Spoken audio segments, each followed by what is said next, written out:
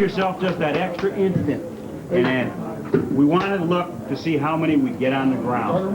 Just roll those routes. Get in front of them, take that one extra step. Jam it. 50 over, cover blue or green. We get rocket to a Roger and Louie, we're going to green coverage. Now they may put it into the boundary. Don't make any damn difference. They got to run it at us if they want to do it. All right, let's drop down Sheriff Brett. Yeah.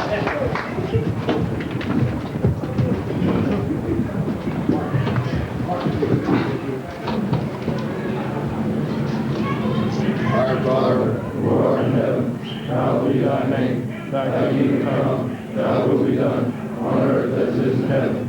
Give us this day our daily bread, and forgive us our trespasses, as we forgive those who trespass against us. And lead us not into temptation, but deliver us from evil. For thine is the kingdom, the power, the glory, forever and ever. Amen. Let's go!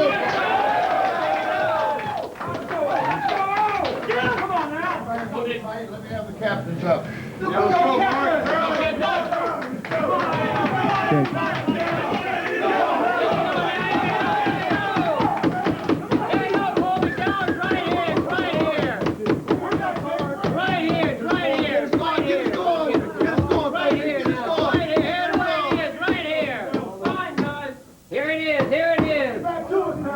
So the captains have now gone out on the field, Alan Douglas, and we continue here as the team will wait now for the toss of the coin and so forth out on the field. I'll tell you what, Dave, at this point in time, there's not a whole lot left to say. It's just a tough moment right now for everyone. They want to get on the field and get started with the game. Okay, the captains are standing out there talking to Coach Snellenberger now right outside of the dressing room. Coach, right now, what he does is go over with the captains our choice. Should we win or should we not win the toss, whether we want to defer and which goal we'd like to defend. It could be a factor in this game due to the wind. Last night when we were at the stadium, we had a 14-mile-an-hour breeze, and then the sun could also be a factor in this game, catching a punt or a kickoff. Okay, well, we're back and still inside the locker room here, the University of Louisville locker room. Quarterback Browning Nagel now still outside and walking towards the field as the captains will make their way now to the field of play here at Spartan Stadium. Yeah. It's Coach Snellenberger. Wait for the time to go out. We've waited for 5 years for this, for a lot of us. Some of us 4, some of us 3, some of us 2, and 5 guys for the first time. God bless you. Let's go get it. Let's go make it. Let's go.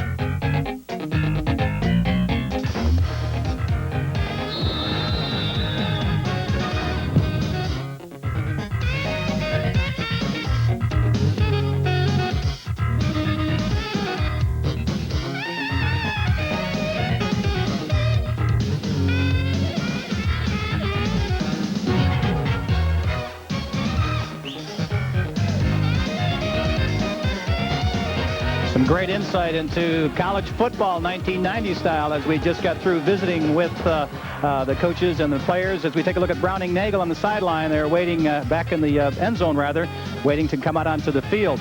If you've just joined us, we are live from San Jose, California, where in just a couple minutes the Spartans of San Jose State and the University of Louisville Cardinals will open up their respective 1990 football seasons. Hello, everyone. I'm Pete Campisi, your color analyst, along with David Sullivan, our play-by-play announcer. And this year, a new addition to the broadcast, Alan Douglas will be our sideline reporter. It's a beautiful sun-splashed evening in Northern California. The temperature approximately 73 degrees.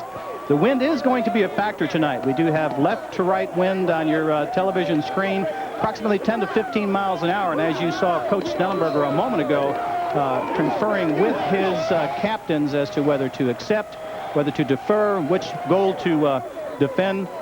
Should they not have the option, we'll find out what exactly he told them just in a couple minutes. But before we do that, we do want to take a look at a couple of the keys to victory here for the Cardinals here at San Jose.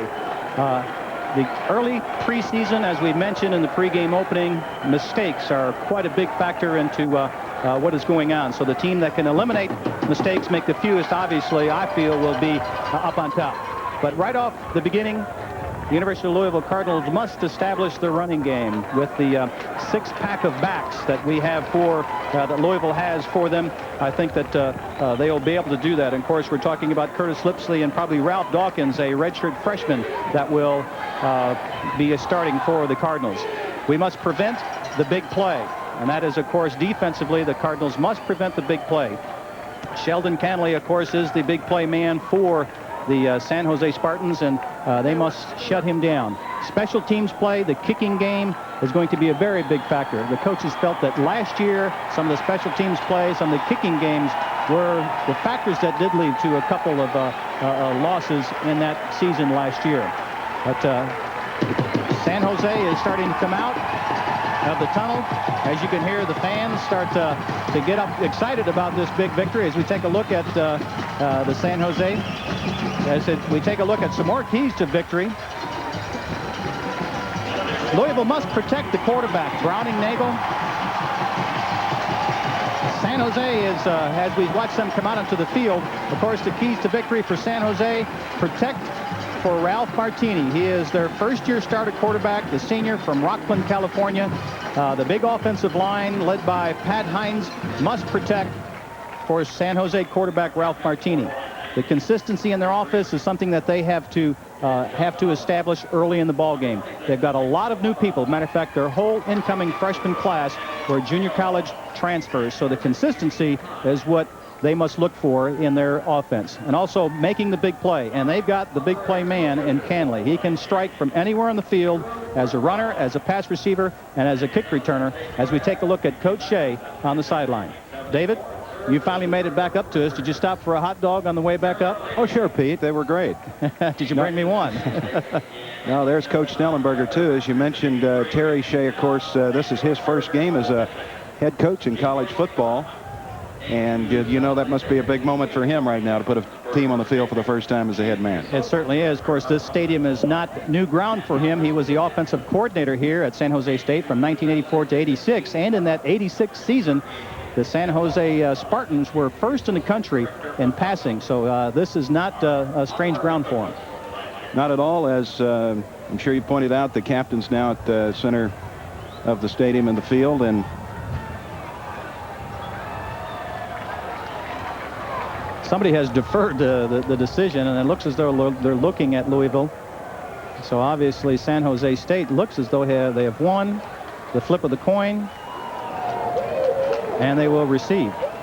And so Louisville will be kicking off, and that was the situation I believe that Coach Snellenberger said in the locker room that he preferred to have here in the game tonight. The weather here is 75 degrees, and the wind is a pretty good one, northwest at 20 miles an hour. Sunny and clear, you are right, and from the flags you can tell just exactly what kind of a breeze is blowing in here at San Jose. We were here for the practice last night. A lot of the Louisville fans that are here to watch the Cardinals kick off this 1990 season, and a good contingent down here towards one of the end zones. Coming all the way out here to San Jose from Louisville. So we're just a few minutes away here from the opening kickoff, and Coach Snellenberger, he is very intense here before an opening game. For being in that locker room, you can just feel the electricity of that man. There were some great shots in the locker room. That quite a bit of insight. It's been a while since I've been inside of a locker room prior to the kickoff, and it sort of got me going a little bit, Dave. Okay, so Louisville will kick it off here to start the game. Klaus Wilmsmeyer. He has won the kicking job this year. And Wilmsmeyer, a 6'2" kicker out of Ontario, Canada, a junior. And back deep to receive will be number 20, of course. That is Sheldon Canley, one of the most dangerous kick returners in the country. And along with him is Eddie Thomas, number 26. Very, very dangerous. This Canley, David, averaged 24 yards per kickoff return as we take Klaus kicking it off. Welsmeyer will send this one into the end zone to Canley, and he's going to come out with it. Canley is hit and dropped about the 15-yard line. Andy Cully of Louisville there to make the stop on Canley. And so it'll be first down for San Jose State as they mark the ball about the 15-yard line. Great kick by Klausmeyer. He buried that one deep in the end zone, allowing the coverage team to get him inside the 20. Starting quarterback Ralph Martini for San Jose State. Here's the starting lineup offense. Martini, Barbosa, and Canley in the backfield. Sarlat, the tight end, Blackman, Jackson, and Charlton are the receivers. Hines, Emil, Bender, Gallegos, and Josefa. Louisville defense almost makes a big play. A flag is down. Buchanan was back there to make the play, along with Reggie Johnson. So we got a flag back in the San Jose State backfield. The defense for Louisville: Williams, Gangwer, Washington, and Flores on the line. The linebackers: Johnson, Sander, Fitzgerald, Gainey, Blackford, Ricky McFadden, and Ray Buchanan in the defensive secondary. Well, David, as they're marking off this penalty against the Cardinals, I also did notice that Mark Sander, that is a face mask, Mark Sander grabs the face mask right here, inadvertently grabbed. No, it wasn't Mark Sander either. It was Deron Williams. But Sander did hurt himself. He is now on the Cardinals sideline and is not in this defense of alignment right now. Okay, so San Jose State, 1st and 10 from the Spartan 30.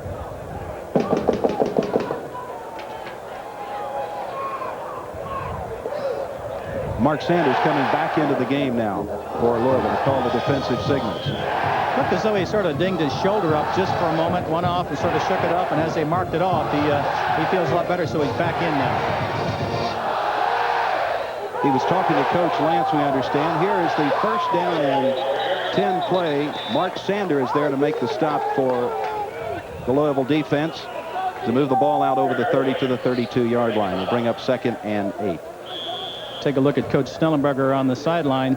They did hand that one off to Sheldon Canley. Of course, he's an honorable mention All-American back in 1989 and has got some tremendous stats, but we'll get into a little bit later, David. 2nd down and 8 for San Jose State. At their own 32-yard line. Here's a pitch to Canley and a fumble. And Louisville's going to pick it up. And that is Gainey, John Gainey, number 25, that gets the fumble. And Louisville has got the ball. And that will give the University of Louisville the ball. Let's look at the replay here. Down inside the 15-yard line of the San Jose State Spartans. Canley couldn't find the handle. Looks like a good pitch. It looks like a real good pitch to Canley back there. He obviously took his eyes off the thing and fumbled it as we take a look at Gainey trying to advance the ball. And that is something that is a new rule in collegiate football right now this year, where you can advance a fumble. Defensive can advance the fumble. That was one of the new rules, and that gives Louisville the ball now. First possession of the game. Field position is excellent, just outside the 12-yard line. 1st down and 10 for Louisville.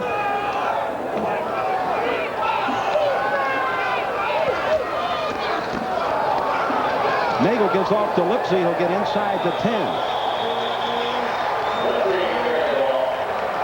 So Lipsy picks up maybe 2. We take a look at Lipsy, the 5'11", 188-pound sophomore, as we also take a look at the Louisville starting offense. Browning Nagel at quarterback, Lipsy, Dawkins at fullback, Greg Brown at split end, Cummings at the flanker, and Ken McKay at tight end. The front 5, Bosworth, Swafford, Fig, McAllister, and Berkey. 2nd and 7 from the 10. There's Lipsy going left side and gets inside the 5-yard line. Now, San Jose State indicates that they've come up with a football. Louisville says, no, we've got it. The starting defense for San Jose State at the right tackle is Mike Powers, Vioffi, Freddie Smith, Lionel Mayo, the outside linebacker, number 62. So this will bring down third and about a yard. Third and about a yard. We've got 12:30 to go in this first quarter with the Cardinals beating on the door. No score in the game, and Nagel at quarterback. Here is Lipsy, fumble. And that is recovered by San Jose State. So the first big mistake of the game by Louisville. And a golden opportunity gets away. To get the ball down at the 10-yard line. Here was the play, Pete. Yeah, Lipsy loses his footing and goes into the line of scrimmage without being able to protect the ball. And, of course, Lionel Mayo picks the fumble up. It looks like he's trying to lateral it so that San Jose could advance it, but he can't as we take another look. He slips right there, can't protect the ball, gets stuck right on the ball, and obviously fumbles, giving San Jose the ball. And here they are on 1st and 10, giving it to Canley, brings it out to about the 10-yard line. We talked about in the pregame, David, mistakes, early mistakes. This is the first game of the season for both ball clubs. Obviously, they got a lot of the jitters, and both teams have fumbled here at least once in the early going. So whichever team can settle down, as we take a look at Coach Shea on the other side, whichever team can settle down the quickest, should be able to win this ball game. San Jose State 2nd and 6 from the 10-yard line. Here is Martini over the middle to Canley. He's got the first down over the 20-yard line. Mark Sander was there to make the tackle for the Cardinals. That pass was caught down there by Byron Jackson, a junior. And that'll get it 1st and goal for San Jose State. Take a look at Martini dropping back.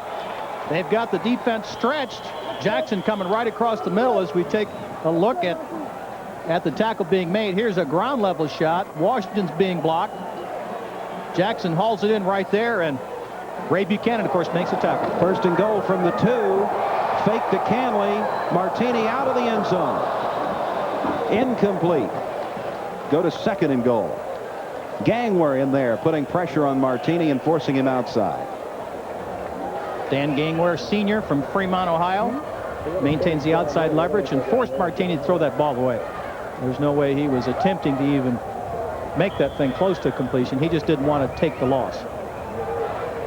The Spartan drive is 16 plays. They've moved it 78 yards and taken 5 minutes and 48 seconds. It is 2nd and goal at the Louisville 2. Cardinals lead the game 7-0. Here's Canley coming right side. Oh, he's stopped and driven back by the Louisville defense. Wall Bino was there to come in on the play. And that is the end of the first quarter. That will be the end of the quarter. Bino makes the stop with a lot of help on that right side. Canley does not get in, and it'll bring up 3rd down and goal. So after a quarter of play, Louisville is leading San Jose State here in San Jose, California, 7-0. Come on, play the game where everybody wins. Play it once and play again. Every time you play, you win. Come on, don't you know it's true? It's a game you just can't lose from Pepsi. Everyone wins with Pepsi in the Heartland. Great prizes from Universal Studios, Kodak, Frito-Lay, even Oldsmobile. It's the taste the people choose. Come on, you know the Heartland's true. To the red, white, and blue of Pepsi. You could win 2 free Frito-Lay grab bags or other prizes when you buy specially marked Pepsi products. The best part of this getting old business. Oh, it's a microwave. A microwave. Where's my Alex going? When you buy something at Circuit City, you can bring it back anytime within 30 days. Get a refund or make an exchange. Boombox. Because no one's always right the first time. A boombox. Or the second. Welcome to Circuit City, where service is state-of-the-art. A beautiful kitchen like the ones you see in the magazines or in the homes of your friends can be yours with a sensible and affordable cabinet pack system. We'll cover your existing cabinet frames with beautiful and durable Formica laminate, Custom craft new doors and drawer fronts to match. Install quality hardware and put in new countertops, all at a price that you can afford. And now for a limited time, you can save an additional 20%. Give me a call at 636-0333 or call our new toll-free number. A Diamond Jubilee calls for the grandest of grand prizes. Win the crown jewel of our anniversary giveaway, a magnificent 1-carat diamond ring, or a trip for 4 to Disney World, or a 31-inch console television, and scores of other fabulous prizes. Register at any of our offices. Great Financial Federal, your key to financial security. One more look at this hit by Raul Bino. Prowl comes up from his strong side safety position and absolutely puts the hammer on Canley. He gets some help from Gangwer and Leonard Ray, but I tell you what, great shot from the 5'11", 178-pound sophomore from Mississauga, Ontario, Canada. Third down and goal just inside the 2-yard line of Louisville. Here's Martini, looks to the end zone, broken up. It is incomplete, and the man there to make the breakup again, Raul Bino. Boy, I'll tell you, third down and goal, second down and goal, and Bino really makes the big plays here. Look at him leap and knock this ball down right there. I tell you what, 2 big-time plays from Raul Bino. You know, I mentioned he's from Mississauga, Ontario, Canada. He was a teammate of Klaus Wilmsmeyer up in Canada. Okay, here is De La Flor, Raul De La Flor, to try a field goal. They mark this ball for the kick at the 8-yard line. So an 18-yard attempt is up, and it is no good. So this junior college transfer kicker who came in here this last month for San Jose State misses an 18-yard field goal, and so Louisville has survived and continues to lead this game 7-0. Hello, I'm Loretta Harris. Beginning September 10th, WDRB will present Dare to Knock Out Drugs Week. As part of this local campaign, I'll host a 2-hour special on Tuesday, September 11th. Nationally renowned speaker Rick Stanley will lead a discussion with local young people at 8 that evening. Then at 9, you can phone in your calls to a panel of experts. So join us September 11th as we dare to knock out drugs. Presented by WDRB TV and Kentucky Fried Chicken. Hollywood's greatest cowboy. That's Tom Mix. Meets Dodge City's greatest marshal. This here is Wyatt. They're riding smack into the middle of a murder. Do you know that, Wyatt? Interesting development, huh? And they've got a trick or two to teach each other. Bruce Willis, James Garner, in a Blake Edwards comedy. Is that really the way it was? Absolutely. Sunset. Tuesday night at 8 on Fox 41. First quarter statistics, rushing yards in favor of San Jose, passing yards in their favor. They got total yards of 86 to 52 over Louisville. 7 first downs for San Jose State to 3 for Louisville.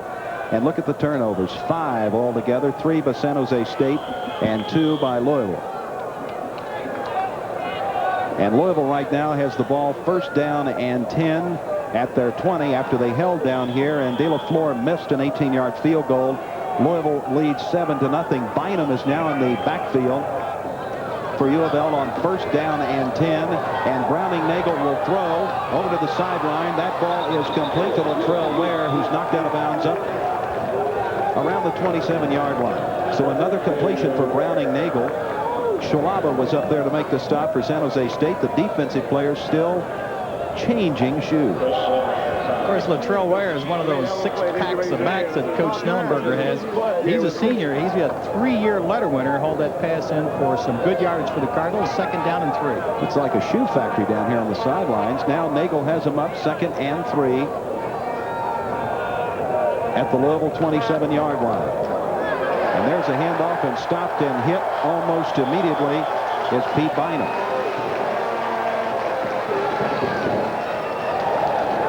So a loss on the play, back to the 21-yard line. And take a look here. This defensive line for San Jose State does a super job here. Simon Vioithi is the one that comes up, makes the big play right there. Brings up 3rd down and 9. Louisville out there, 21-yard line. Just about a minute gone now in the second quarter. And here comes the blitz from San Jose State, and they got Nagel, and there's a flag on the play in the Louisville backfield. You know, San Jose State will blitz about 50% of the time. Everett Lampkins was in there to bring Nagel down. Anywhere, anytime. They will pressure any offensive team that they are playing. As we take a look at the blitz from ground level, he comes right through clean, grabs Nagel's leg. And we take a look right from the end zone. Everett Lampkins, all Big West, number 1 tackler on the San Jose State defense. Flag was a legal procedure against Louisville. Brings up 4th down and long. And Wilmsmeyer is in to do the punting now for Louisville. And he gets away a rather low kick that comes down and bounces around to Thompson on the other side of the 50-yard line. And he is knocked down almost immediately for about no gain, as Mel Mills was there to make the stop for the Louisville punt coverage team. So Wilmsmeyer gets a punt out that will give San Jose State the ball now. 1st down and 10 at the San Jose State 48-yard line. So 5 turnovers between the two teams in the first quarter of play. Louisville has scored a touchdown, fumbled one other time when they were threatening to get to score. And San Jose State has missed a field goal, and Louisville leads it 7-0. First down and 10 for San Jose State. Martini over the middle, intercepted by Mark Sander. Mark Sander's 2nd interception of the game. A big play by Sander that'll give Louisville the ball back at their 40 or 36-yard line. Here's a senior move all the way. Sanders knows exactly where the weak spot in that 2-deep defense is, and he's hustling back to that soft spot in the middle. And daggone it, if all that coaching from Coach Lance and the rest of the guys didn't pay off, because he's right in the right spot, right there, turns around almost like he was the receiver for Martini. Well, Bino and now Mark Sander, and the Louisville defense continues to come up with the big plays. 13:32 to go in the first half. 1st and 10, Louisville with the ball back at their 36-yard line. That was the 6th turnover in this game. 4 of them by San Jose State. Nagel to throw. Under pressure, and he'll come down. Laterals it off to Lipsy, but they're going to whistle it dead. They have whistled the ball dead back at the Louisville 28-yard line, Pete. I mean, this is not the NFL. We don't have the in-the-grasp rule in NCAA. Well, Nagel drops back. He's going to pass. Of course, they get a good rush right there, and that's a forward pass right there is all it is. I mean, he is not down. That forward progress is the only thing you could figure that they were saying is forward progress had been stopped. That's a possibility. 2nd down and 18 at the Louisville 28. Here is Nagel again, looking for somebody open, throwing on the run, incomplete. That pass complete out at the midfield stripe, and it would be enough for a 1st down as the tight end, Ken McKay, was there to make the catch. Let's go down now to Alan Douglas on the sidelines. It is imperative right now that quarterback Brownie Nagel for Louisville get a chance to change up his snap count. Right now, the San Jose State defense is getting a jump on the ball. He needs to give his offensive line some time to make their call and just a chance to get their blocking scheme settled. That's a 1st down, or rather 1st down and 10 at the Louisville 48-yard line. Nagel to McKay for the 1st down. Here's the handoff, and Ralph Dawkins goes nowhere. Lost maybe a yard. At the very least, no gain. That'll bring up 2nd down. Big play by Mayo. Lionel Mayo, right? Lionel. Of course, the coaches call him Mayo. The backfield right now for Louisville is Dawkins and Bynum. And Browning Nagel has gone all the way so far at quarterback. Terry Shea, the coach at San Jose State, on the sideline. 2nd and 11. San Jose State brings him up on the line. Here is the pitch to Dawkins, coming around the right side, makes the turn. A couple of flags go down in the Louisville backfield as Dawkins is knocked out of bounds up around the San Jose State 48-yard line by Hesh Kolar. Of course, we've got a couple of those funny-looking yellow flags on the 45-yard line as we take a look. Holding against the Cardinals, so another penalty. And that will move the ball back. And I don't imagine Coach Schnellenberger or Coach Shea, for that matter, real pleased at the number of penalties they're seeing early in this game, the number of turnovers. But first game of the year, you got to expect probably some of that. Well, that's exactly what we had up on the pregame.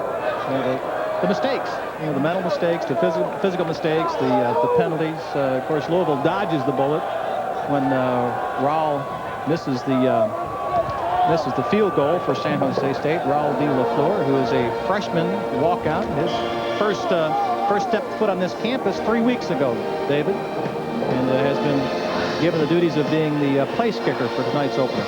The passing situation for Louisville, it's 2nd and 21. Back on their 37-yard line after the holding penalty. And Nagel under pressure back there. Runs to the sideline, throws it in. It is incomplete. And a flag goes down. We see a flag down in the center of the field here.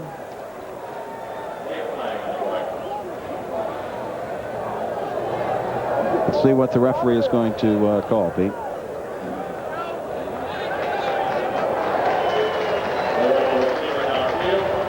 We have an illegal. You have a holding and now an illegal receiver downfield. One of the linemen slipped down there a little bit too far. Of course, he saw Browning take off toward the line of scrimmage. He thought he was going to run the ball, so he's going to go downfield and get a block, so he can get a plus when he's graded on this thing by the coaching staff tomorrow. But at the last minute, Browning fired the ball downfield, and of course he was obviously past the line of scrimmage. The offensive lineman was, which is illegal, and that is a loss of down, I believe. Some discussion here among the officials and Terry Shea over there by the San Jose State bench.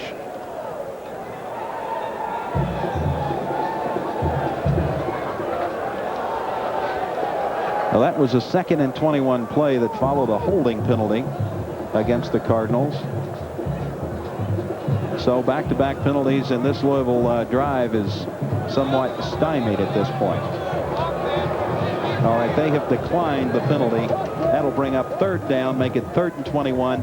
We've got just over 11 minutes and 23 seconds in the first half. Don't forget, season tickets still available for Louisville football. Louisville and Murray State, the home opener next Saturday. And then season tickets for the individual games also are still available. 588-6325. Louisville 3rd down, 21 at their own 37-yard line. Browning Nagel, the quarterback. He gets good protection. Has it complete out here to Pete Bynum up over the 40. Picks up a couple of yards as Cal Cagno is there to make the play for San Jose State.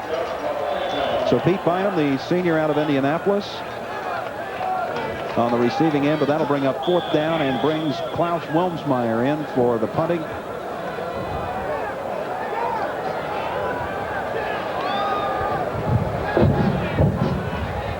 On 4th down and 16. Wilmsmeyer plenty of time, gets a punt somewhat short to Eddie Thomas, lets bounce. It'll come on a Louisville roll down inside to about the 25-yard line. And so that is where San Jose State will take over, as we are about 10 minutes and 38 seconds to go here in the second quarter of play. It is the Louisville Cardinals 7, San Jose State Spartans nothing. Come on, play the game where everybody wins. Play it once and play again. Every time you play, you win. Come on, don't you know it's true? It's a game you just can't lose from Pepsi. Everyone wins with Pepsi in the Heartland. Great prizes from Universal Studios, Kodak, Frito-Lay, even Oldsmobile. It's the taste the people choose. Come on, you know the Heartland's true. To the red, white, and blue of Pepsi. You could win a trip to Universal Studios Florida or other prizes when you buy specially marked Pepsi products. Again this year, Tri-City O's has 35 official Kentucky State Fair event cars on sale with savings up to $5,000. We bought these cars from the factory with an extra discount, and we'll sell them for less than anybody's new car. Save up to $5,000 on your choice of Cutlass Sierras, 88 Royales, or our hot new Silhouette van. Go shop around, then save up to $5,000 at your best place to buy a car, Tri-City O's, right off the Waterson Expressway at Breckenridge Lane. We're back live in San Jose, California, with the Louisville Cardinals leading San Jose State 7-0. 10 minutes and 38 seconds to go here in the second quarter. It has been a first half that has featured a lot of turnovers and several penalties. Martini, the quarterback, gives it to Sheldon Canley. And Canley picks up maybe a yard off the left side. Ted Washington there to make the stop for Louisville. Reggie Johnson was also in there. There's Ted Washington, the senior out of Tampa, 6'5". Now they list him at 308 pounds. He is a load, I guarantee. He's the prototype of an NFL lineman, I tell you. He's looking big, strong, and fast. Big year out of him is what the Louisville defensive coaches are looking for. 2nd down and 9 now. San Jose State. Martini slips and down he goes. And Washington was in there along with Leonard Ray. Both of them coming in there to put the pressure and drop Martini back inside the 20-yard line. You talk a big load, 6'5", 308 pounds, staring you right in the face, I tell you what, and he's a happy young man coming up right here. He just knocks him right out of the way, comes right up in Martini's face. He just sort of flipped Chad Amal out of the way and makes that big sack. All right, Teddy. 3rd down now as the Louisville defense is, with that loss, got him backed up inside the 20-yard line. Very short gain for San Jose State, so they'll send the punting team out onto the field. Tom Cavallo in on the stop for Louisville as Stellenberger is getting a lot of players into the game at this point. Let's pause for about 5 seconds now and let our local stations identify themselves here on the Cardinals Sports Network. This is your University of Louisville sports station, WDRB, Fox 41. Here is the punt from Eric Negre. It is high, and Anthony Cummings takes it on his 35-yard line. He's got some running room up around midfield. And so Louisville will take over right about the midfield stripe. Anthony Cummings with that return. And Louisville will take over, and we'll be back in just a minute as the Cardinals lead the Spartans here in San Jose by a score of 7-0. You bought it, Matt. You got to handle it. If you buy something at Circuit City, then see it advertised for less, just come back. Our low price guarantee means you'll get the difference. Excuse me. Mm-hmm. Last week I bought this. Plus 10% of the difference. And today I saw this. Just open the paper and there it was. It's that easy. Yeah. That's it? That's it. Cool. In a small town in Kentucky, he was perfecting his original recipe chicken at an age when others were retiring. And what began on a small town stovetop soon appeared on tables nationwide. This year, we honor the centennial of Colonel Sanders. Get a special bucket at yesterday's price. 10 pieces of original recipe chicken for $4.99. The Colonel's Original Recipe Chicken. It's a taste that, even today, nobody can duplicate. This is the Louisville bench, and Ted Washington, the big defensive tackle, making a couple of big plays on this last series, and San Jose State punts it away. Louisville now has it at their 49-yard line, coming up on 1st down and 10. The Big Ted certainly has all the tools, size, speed, strength, and he just needs to be a little more consistent. All right, 1st down and 10 at the 49 for the Cardinals. Joey Smith is in the backfield. Browning Nagel's the quarterback. Here's the pitch to Joey Smith coming around the left side. He makes the turn, picks up a couple of yards into San Jose State territory. And Jeff Brom is now in at quarterback, as I believe said Nagel, but it is Brom. So Howard Snellenberger had indicated that he was going to play Brom if he could a lot in this game. And So he comes in here with about 8 minutes left, a little over 8 minutes in the first half. Of course, he's a Louisville Trinity High School product, Mr. Football in the state of Kentucky. And the split end is his brother, Greg Brom, as we alluded to earlier. Now Greg is splitting out here to the near side of the field. As we go 2nd down and 6. And we're at the 47-yard line of San Jose State. Here's Brom. He's hit immediately by Mayo, Lionel Mayo, the big linebacker, who, if you can believe it, came onto this team as a walk-on in 1989 and made first-team All-Big West Conference. First-team All-Big West is right, David. There he is making the sack on Jeff Brom. Of course, he made 16.5 sacks last year, you know, including 3 sacks against the national champion Miami Hurricanes. 3rd and 13 for Louisville as Jeff Brom is at quarterback. The ball is now back at the 46 of Louisville. Brom is going to come out of the pocket. He's nowhere to go. And so this drive by Louisville is over. It'll bring up 4th down, and Wilmsmeyer comes in as Jeff Brom walks off. Pressure, pressure, pressure. They'll blitz you anywhere, any place, anytime, and that's exactly what they have done to this Louisville offense. Klaus Wilmsmeyer to punt, stands back at his 28-yard line. Pitch from a bad one, wobbly one off. That's going to take a good bounce for Louisville down inside the 30, where it'll be down about the 27-yard line. So San Jose State will take over there, trailing 7-0 with 7:13 left in the first half as Klaus Wilmsmeyer comes off after that rather wobbly kick. We're going to be your spot for University of Louisville football all season long. And we invite you to be with us next Saturday as we have 4 more games in the month of September when the Cardinals have their home opener against Murray State. Then on the 15th, it's Kansas, West Virginia on the 22nd, and Southern Mississippi live at 8 o'clock on September the 29th. Here we go back to play. Martini throws out of the flat, complete, and this will be close to a first down as Martini completes it out there to Walter Brooks, a junior. And it looks like he's got the first down. Little play action wide receiver screen.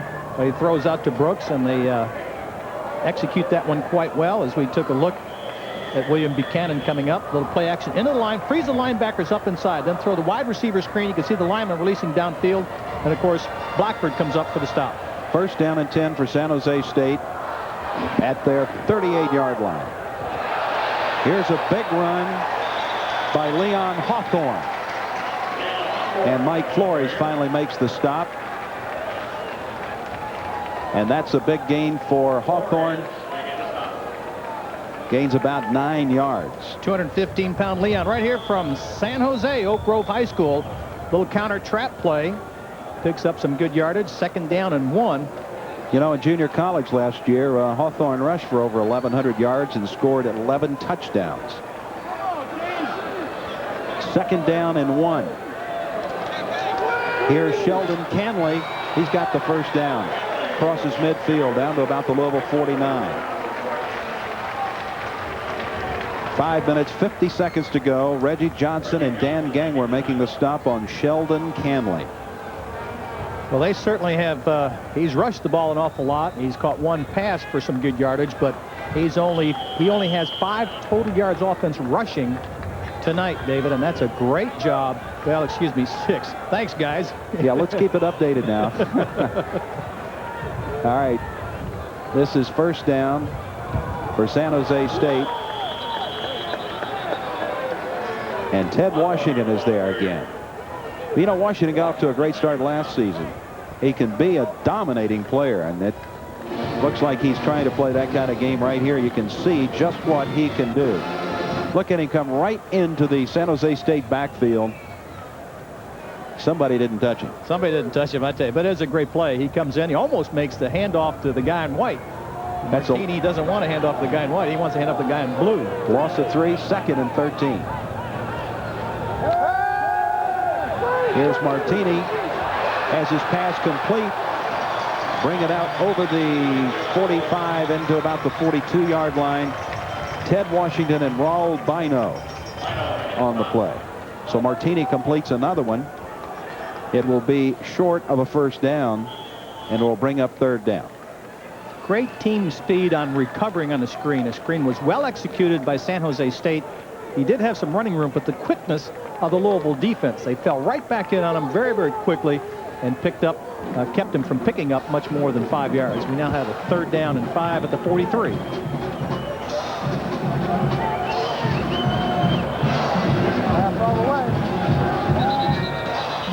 Whistles on the field.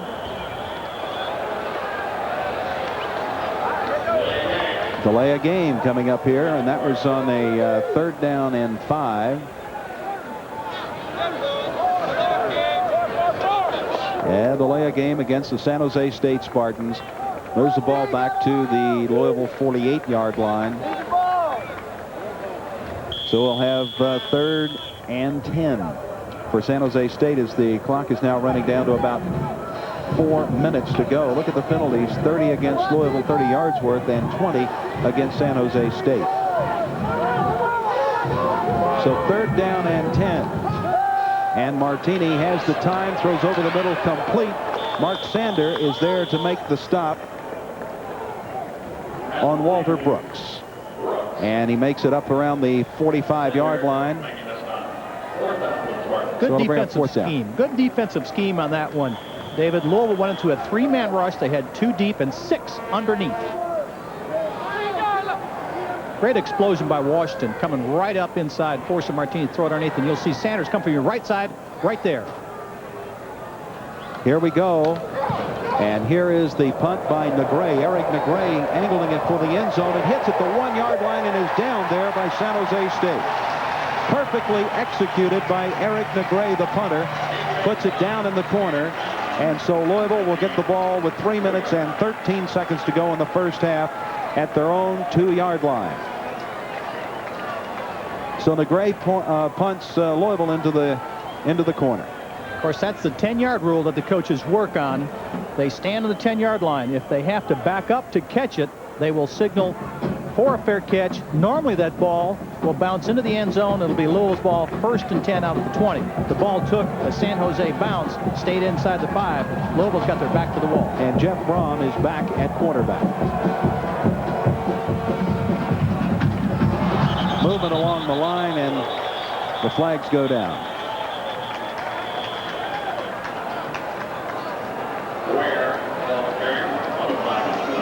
Take a look at Browning Nagel.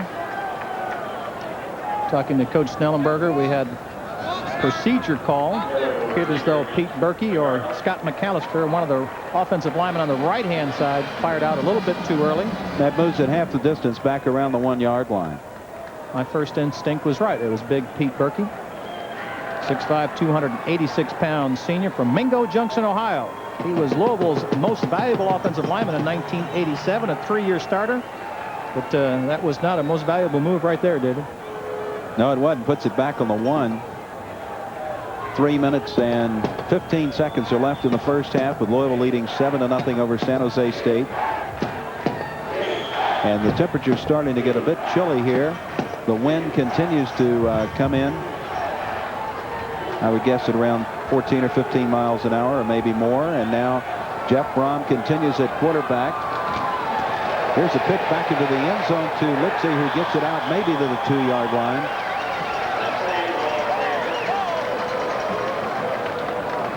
As Louisville tries to get some running room.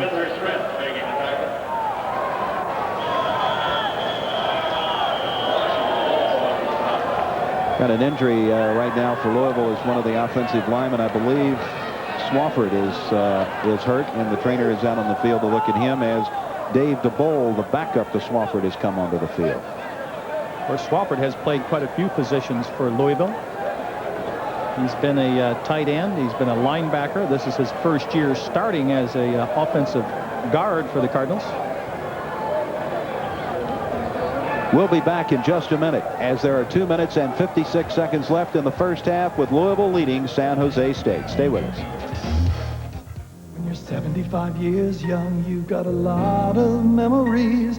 We're proud to know that we're part of Kentucky's history. Great Financial Federal has the strength and the know-how to help you plan tomorrow while you make the most of now. We'll always be the key to where you want to be. Great Financial Federal, your key to financial security. Now it's a little easier to feel rich and powerful. Introducing the all-new 1991 Buick Regal 4-door. Regal is rich with available luxury features you can't even get on a Mercedes-Benz. Regal is powerful with Buick's available 3800 V6 engine with tune-port injection. Best of all, you can drive a 1991 Regal at 1990 prices, which means you can be rich and powerful for under $16,000. Get the facts. Buick is better. He's crazy, all right. Crazy George. Louisville 7-0 over San Jose State. What's he doing here? Beating the drum. I don't know. It's second down and 10. Jeff Brom at quarterback for Louisville. The ball is on the Louisville 3-yard line. Flags are down. Brom gets it outside up over to about the 5-yard line. To Lipsy. There were flags in the Louisville backfield. Whew, that's a bold move by that guy right there, running a little option out of the end zone, coming down and reading the defensive end and flipping it back. Normally you don't see Coach Snellberger run much option, let alone out of his own end zone. Hey, look at that young fan there. What do you think? See the sweatshirts and everything. You can tell the temperature's starting to cool down. It may be getting down to around 60 or the upper 50s here as the game progresses. That's Northern California. I tell you what, it's beautiful. There's high 80s during the day, and then as soon as the sun goes down, it slides down into the 60s, and before it's over with, it may be down in the high 50s. Penalty decline. Jeff Brom at quarterback, and so Louisville looks now at 3rd down and 8, just inside the Cardinal 5-yard line. So Brom hadn't had much room down here to work with. Here's Lipsy, and he may get a couple of yards out over to about the 7 or 8 yard line, but he's well short of the first down. He needed to get out to the 13-yard line, and so that'll be Klaus Wilmsmeyer now to come in and punt. And Louisville will be backed up with Wilmsmeyer lining up to punt in the end zone. This is certainly going to put a lot of pressure on this Cardinal defense because the Spartans will have good field position, possibly inside Cardinal territory. Wilmsmeyer's last punt was a bit wobbly off the side of his foot. He won the punting job and has looked good and was out here punting them very well in practice on Friday. As a matter of fact, he boomed one about 84 yards on Friday, along with kicking a field goal from 60 yards out. Well, we got a timeout on the field. There are 2 minutes and 10 seconds left in the first half, and we will be back in just a minute. As we near the end of the half, Louisville's leading San Jose State. The Fantastics, starring Robert Goulet. I can see it shine. You've never seen it before. Not like this. Soon it's gonna rain. I can feel it. Robert Goulet in New York's longest-running musical. Try to remember, and if you remember... The Fantastics. Charge by phone, 584-7777. Now, the guaranteed lowest price brand name furniture in Kentuckiana is yours free till March during Furniture Liquidators' 4-day Labor Day weekend sale with no down payment, no interest, no payments at all till March. Or take an extra 5% discount for cash and credit cards. Sale ends Labor Day at 9 p.m. Don't miss out. Saving you more. A high punt out of the end zone. And it is taken and fair caught by Eddie Thomas at the 46 of Louisville. So with 2 minutes and 3 seconds left in the first half, San Jose State trailing 7-0 gets the ball at the Louisville 46, first down. Great Great punt by Klaus Wilmsmeyer. Wind He got it in his face. In his face. He got it off quickly, and hang time was up in the 4.7 or 4.8 seconds, giving the coverage team time to get down to keep him from returning it. Well, Louisville needed a good punt in that situation. First down at the 46 for San Jose State. And Martini throws it out into the flat, but complete. And it was Blackford there making the play on Byron Jackson. On first down, he picks up about 9 yards, so it'll bring up second down.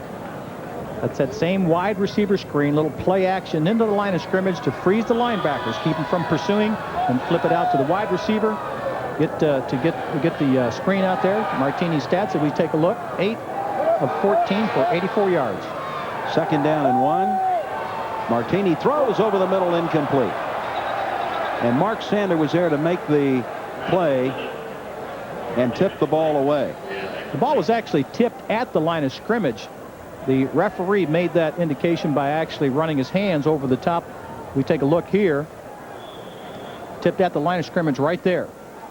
And of course, Mark wisely came up. He did not have to stay away from hitting that guy. He could hit him anytime, because once that ball is tipped, there's no such thing as pass interference. Third down and 1.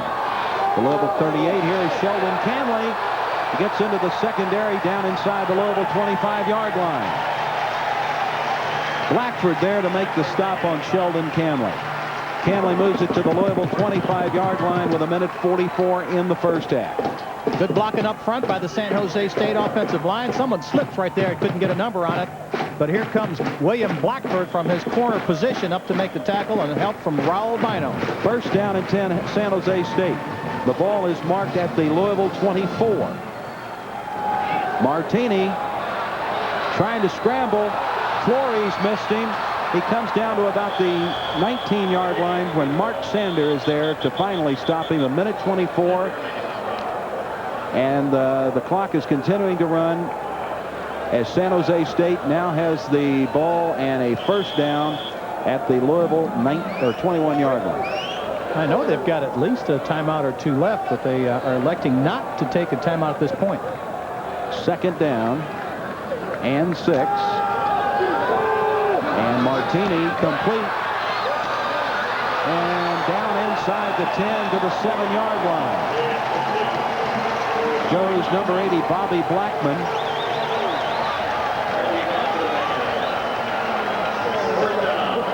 See Martini throwing in the flat, coming right at you, fans. Good catch, Blackman. Blackman moves it down to the Louisville 7-yard line with 52 seconds to go in the first half. Louisville leading 7-0. It is first and goal, and here's Canley sweeping, and almost could have gotten away. Down around the 2-yard line as John Gainey comes up in the defensive secondary to make the stop on Sheldon Canley. 33 seconds, and the clock is moving, and now San Jose State says timeout, and they stop it with 32 seconds to go. And it will be second down and goal. The ball rests just inside the University of Louisville 2-yard line. Well, there he is, the man. He's run it an awful lot of times. Doesn't have a lot of yardage for San Jose State after all the times that he has rushed. He's had to rush the ball 15 or 16 times, but down here, when the going gets tough, you know who they go to. Sheldon Canley. He not only had 1,200 yards rushing last year, he had another 353 yards in receiving. Of course, one of the threats that he was last year was a kick returner. He had 957 yards in kick returns. One of them, 97 yards for a touchdown, David. So he is quite an exciting runner, and has been the mainstay of this offensive attack for the... you can see we're close to the San Jose State Airport, or San Jose Airport here at San Jose State. Did Lou Ranoni make it in yet? Is that him coming in now, or is that him getting ready to leave? I think he's here. Second down and goal. San Jose State at the Louisville 2-yard line. Here is Canley, fake to Canley. Martini on the option is into the end zone, touchdown. A good fake up the middle to Sheldon Canley, and Martini has scored the touchdown for San Jose State, and Canley comes over to congratulate him. And that makes it 7-6 Louisville. There are 27 seconds left in the first half. As a very excited Terry Shea congratulates the offense Good fake up inside to Canley. Of course, San Jose State has been going to Canley quite a bit, and it sucked the defense in. Here comes Martini out on a little sneaker, a little keeper, in for the score. 7-6, and now De La Flor, Raul De La Flor, born in Lima, Peru, who's missed an 18-yard field goal, tries the extra point, splits the uprights, and we've got a tie game. San Jose State and Louisville, with 27 seconds in the first half, are now tied 7-7. And Terry Shea has seen the first touchdown scored by his Spartans in the 1990 season. Let's look again at the touchdown by Ralph Martini. Okay, there's a fake handoff to Canley. Here comes the defense sucked in on him. And of course, Martini comes out, dives into the end zone for the score. Of course, the extra point by Raul De La Flor was good, tying the score 7-7 here just before halftime at Spartan Stadium, San Jose, California. We've got 27 seconds left before half.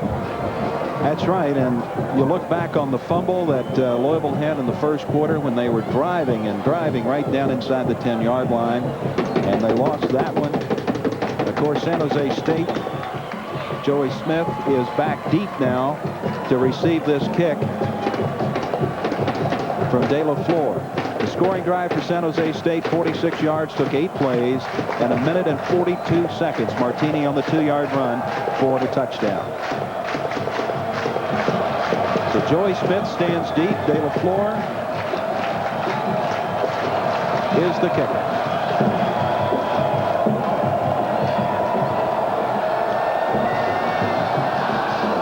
And he kicks one off that's going to go out of bounds.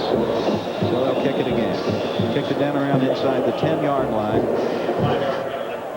Of course, De La Flor is a soccer-style kicker.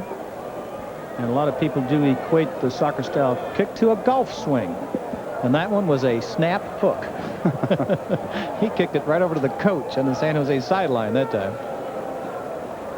I invite you most of you, to join us for the Howard Schnellenberger Show.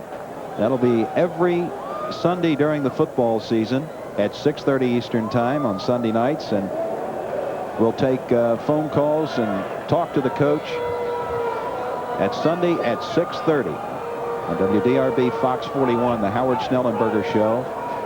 He'll discuss the game, of course, from the previous Saturday and look ahead to the upcoming game. Of course, next week it'll be Murray State coming into Cardinal Stadium for the home opener.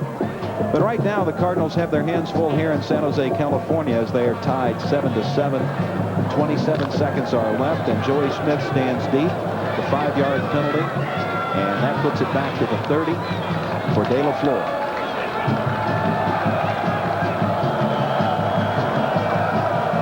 I see Browning Nagel standing next to Schnellenberger, so maybe Nagel will come in to win the last few plays of this first half. As Joey Smith has it, he's got some blocks over the 25, up around the 28-yard line when he is finally dropped. And so Louisville will have 22 seconds on the clock as they take over possession at their own 28. Well, we do have Browning Nagel coming into the ball game. Of course, I'm not sure where the coach has decided that he will try to go for the 2-minute drill as we take a look at the beautiful moon. Gorgeous spot here in San Jose. Northern California, San Jose. Cummings and Broomfield are the wideouts for Louisville. On 1st and 10 at the Louisville 28. With 20 seconds to go in the half, Nagel over the middle. It is tipped and incomplete. Intended for Broomfield. So an incomplete pass will bring up 2nd and 10. The clock stops with 17 seconds in the first half. Good linebacking play by Chris Clark, inside linebacker. These 4 linebackers are all 5'11", 5'10"-ish, 6-foot-ish. 6 out of 9, 58 yards for Browning Nagel. 2nd and 10 at the Louisville 29. 17 seconds when the clock restarts. Nagel lets one go deep, and it is incomplete for Broomfield down around the San Jose State 40-yard line. Short drop by Nagel and lofts it down there for Broomfield around the 40. Incomplete. Clock stopped 11 seconds to go. 3rd down and 10. You know, I would have thought that going into this ball game, as well as Browning has thrown the ball, that we'd get Louisville would get more out of him. You know, it was that graphic we had a minute ago. Well, Nagel's got a 3rd down and 10 situation here at the 29. 11 seconds on the clock, as you can see in the lower part of your screen. And it's a handoff.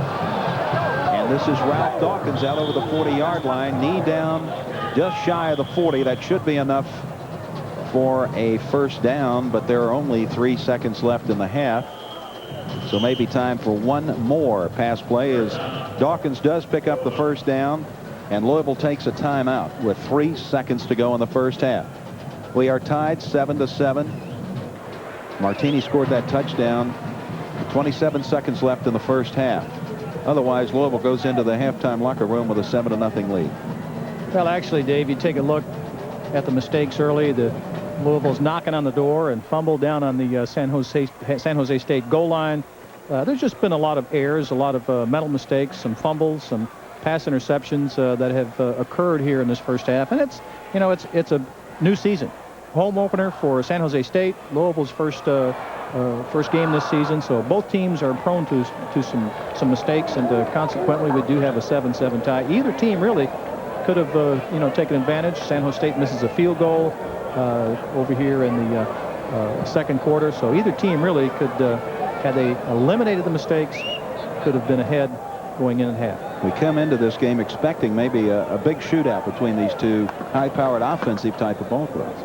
Anyway, it is there are only 3 seconds left in the half. Time for one more pass play, if that's what Louisville elects to do, with Nagel in the game and the ball at the Louisville, just over the Louisville 40-yard line. Cummings is split out. Lipsy and Greg Brom off on the right side, as it looks like that Nagel might try to loft one. Gets one out incomplete, as he got a lot of pressure there. Latrell Ware was the receiver out there. And so the two teams will go into their locker rooms here in San Jose, and we have played a half of football, and it is a tie game. And so Howard Snellenberger and the Cardinals, Terry Shea and the Spartans head off to the locker room. We'll come back and we'll be recapping the highlights of this first half and have more coming for you from San Jose, California. Your halftime score, Louisville and San Jose State tied at 7. When you're 75 years young, you've got a lot of memories. We're proud to know that we're part of Kentucky's history. Great Financial Federal has the strength and the know-how to help you plan tomorrow while you make the most of now. We'll always be the key to where you want to be. Great Financial Federal, your key to financial security. Come on, play the game where everybody wins. Play it once and play again. Every time you play, you win. Come on, don't you know it's true? It's a game you just can't lose from Pepsi. Everyone wins with Pepsi in the Heartland. Great prizes from Universal Studios, Kodak, Frito-Lay, even Oldsmobile. It's the taste the people choose. Come on, you know the Heartland's true. To the red, white, and blue of Pepsi. You could win a new Kodak Fling camera, batteries and film, or other prizes when you buy specially marked Pepsi products. Cardinal, Cat, and Hoosier fans know that kickoff for the football season is only days away. Get rosters, schedules, and review of your favorite high school and college teams in a special edition of the Thrifty Nickel. It's full of information on top high school stars, both in Kentucky and Indiana. Pick up a free copy of the Thrifty Nickel at your local supermarket and get ready for the most exciting football season ever. Get your football preview at any metro area supermarket, sponsored by Thrifty Nickel. If you'd like a change that can be arranged, tell them now. It's on Fox. Fox is gonna wake you up, and it's gonna make you feel. Believe you me. It's on Fox. Yeah, no doubt about it. No one else does what we do. It's on Fox. Yeah, to book Johnny. It's all Fox for you. We are back live in San Jose, California. David Sullivan, Pete Campisi, Alan Douglas, and the Louisville Cardinals and the San Jose State Spartans are tied at 7-7 as we hit halftime. And while we're here at halftime, we want to spend a couple of minutes talking to the president of the University of Louisville, Dr. Donald Swain. What about this first half, Dr. Swain? Well, it's been a pretty good first half. I wish our offense would get cranked up a little bit. I think the defense has played well. But I'll tell you, the thing I'm proudest of at the first half is the behavior of the U of L fans. We have 700-800 people here all the way from Louisville, and they're having a great time, and they're shouting their lungs out. Well, it has been a tie game here so far as action on the football field. The school year, a new school year has just started at the university, and I'm wondering what your feelings are as the 1990-91 academic year has gotten underway. Well, my juices always start flowing about this time of the year, David. It's great to have all the students back and the faculty after a summer. We have almost 24,000 students enrolled at U of L this fall. We've recruited some more outstanding faculty. I think the place is really on the move. The most exciting thing about the fall term opening, though, is the opening of our new Student Activity Center.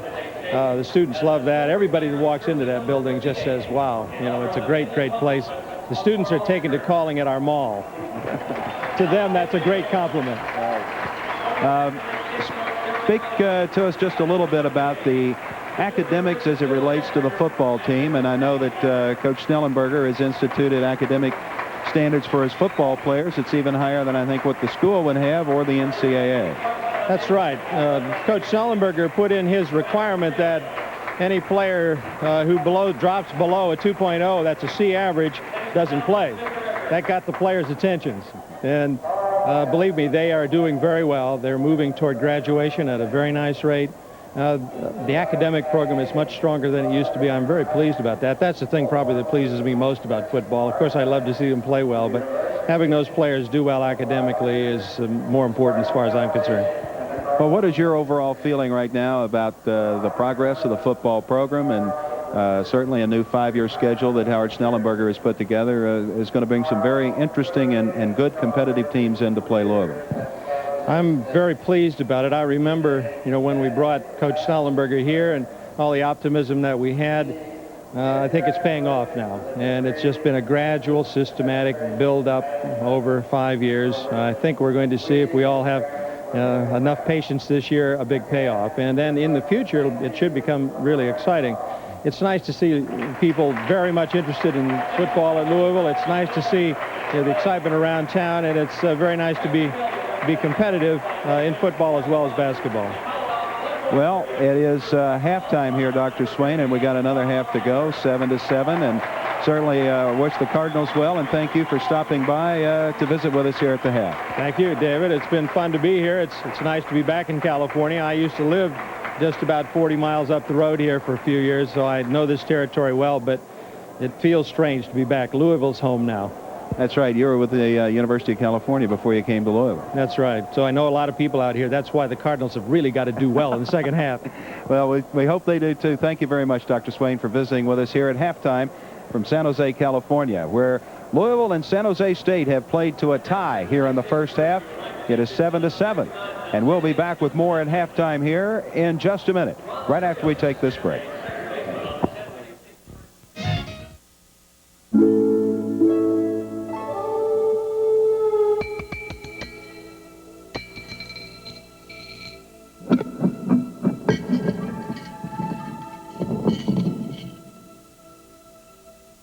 And now you can save plenty on the all-new 91 Ford Escort, thanks to low 4.8% financing. Get 4.8 on 2 doors, 4 doors, GTs, even wagons, but only for a limited time. Where quality is standard, your Ford dealer. Hard work plus a little sweat equals, well, see for yourself.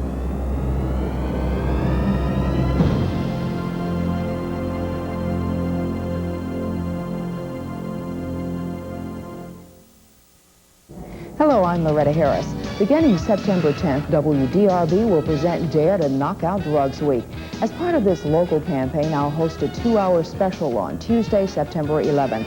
Nationally renowned speaker Rick Stanley will lead a discussion with local young people at 8 that evening. Then at 9, you can phone in your calls to a panel of experts. So join us September 11th as we dare to knock out drugs. Presented by WDRB TV and Kentucky Fried Chicken. Cape Hatteras and Old Milwaukee both mean something great to these guys. Hatteras means surf casting for bluefish, and man, do they love to fight. And Old Milwaukee means a great beer. Cold, crisp Old Milwaukee beer and smooth, golden Old Milwaukee Light. There's nothing like the flavor of a special place, and Old Milwaukee beer. Old Milwaukee and Old Milwaukee Light. Hey, guys, this doesn't get any better than this. Back live in San Jose, California, where the San Jose State Band is playing now at halftime with the Cardinals and the Spartans tied 7-7. In a few minutes, we'll go over the first half highlights and statistics and recap the game. First of all, the University of Louisville isn't just a classroom experience. It's an institution that reaches out to touch the entire community in positive ways. And one of the best examples of that commitment is the university's Brown Cancer Center, which is taking its services to the people with its new mobile mammography unit. Here's a closer look. Serving its community for nearly 200 years. That's the University of Louisville. Breast cancer is the most frequent cancer found in women. And because of this, we decided that we really needed to do something. Mammography is a technique that we can use to screen women and hopefully find these problems earlier. The concept is if they're found earlier, then we're able to have more favorable outcomes with this disease with the patients. The goal of the mobile unit was to increase the awareness of breast cancer and provide women with the opportunity to learn more about breast cancer and have screening mammography made more available to them. And by coming to the fair, we are licensed to serve 6 counties, Jefferson, Bullitt, Henry, Trimble, Spencer, and Oldham County. And by coming to the fair, this offered us the opportunity to reach a lot of people and provide the service to women throughout the state of Kentucky. One of the problems with women getting mammography is the accessibility. Geographically, it's difficult for women in rural areas to avail themselves of mammography. Women in general don't get this done. Statistics have shown that somewhere in the neighborhood of 30% of eligible women get mammography, so that leaves a large number of women who don't. And primarily that's because of geographic accessibility to the service as well as cost. So with this van, we're able to take it into rural areas, take it to places where women potentially don't have access to the service. And this also complements University of Louisville's role in serving both the urban and the outlying areas from a service point of view. Another one of our goals is to increase the awareness of other providers throughout the state of Kentucky to also make screening mammography more available in their service area. We're dedicated to making a difference at the University of Louisville. Halftime continues here in San Jose with the Cardinals and the Spartans tied 7-7. And we'll be back in just a minute, and we'll run down the first half highlights and look at the first half statistics. Stay with us, the Cardinal Sports Network. I'm Frank Arnold, Prudential Heating and Air Conditioning. Purchasing a furnace is a major investment. It needs to be done with a great deal of thought. You deserve certain things for that investment and have a right to expect them. You deserve a qualified sales engineer to survey your home. You deserve quality products like Lennox. You deserve professional installations, and you deserve fast, friendly service. You can expect this from Prudential. Give us a call. We're a team, my dad and me. There's a lot to do around the house, you see. Switch the switches, fix the door, and make a lot of trips to the trustworthy store. When we're stuck, they help us out with all the stuff we don't know about. My dad trusts the problem solver, and I trust my dad. Trustworthy saves you time and money. Stop by Stellar's Hardware, St. Matthew's Hardware, or Hammer Hardware. Hello, I'm Young MC with a story to tell. I just got a free cup from Taco Bell. NMTV makes the whole thing fun. Buy a giant-sized Pepsi and you'll get one. 4 cups in all, so don't stand still. And if you have an empty cup, you get a free refill. Go to Taco Bell and you see it's true. They got these 4 cups there just for you. Taco Bell only has them for a limited time. That's why I'm coming to you with a limited rhyme. To get these cups, you gotta place your order. So take my advice, you better run for the border.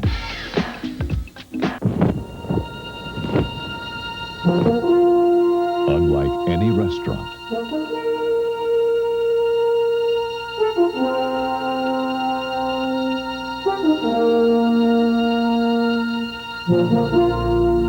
unlike any club, unlike anything you've ever experienced. The star of Louisville, the craft of fine dining and entertainment. 1990 U of L Cardinal football is brought to you in part by Pepsi-Cola General Bottlers of Louisville, makers of Pepsi, Diet Pepsi, Mountain Dew, caffeine-free Pepsi, Slice, 7-Up, and Dr. Pepper products. By Great Financial Federal, your key to financial security. And by your Cardinal car dealers, Bob Smith Chevrolet Geo, the one, and your Metro Louisville Ford dealers, where quality is standard. Hello, everybody. David Sullivan and Pete Campisi, along with Alan Douglas on the sideline, back live from San Jose, California. And Pete, the Cardinals and the Spartans fight it out here in the first half. And when it's all said and done, after all the turnovers, the penalties, the fumbles, and everything, we got a 7-7 ball game. 7-7, I tell you what, as we mentioned through that first half, David, either team, had they eliminated a couple of mistakes, could have been ahead here.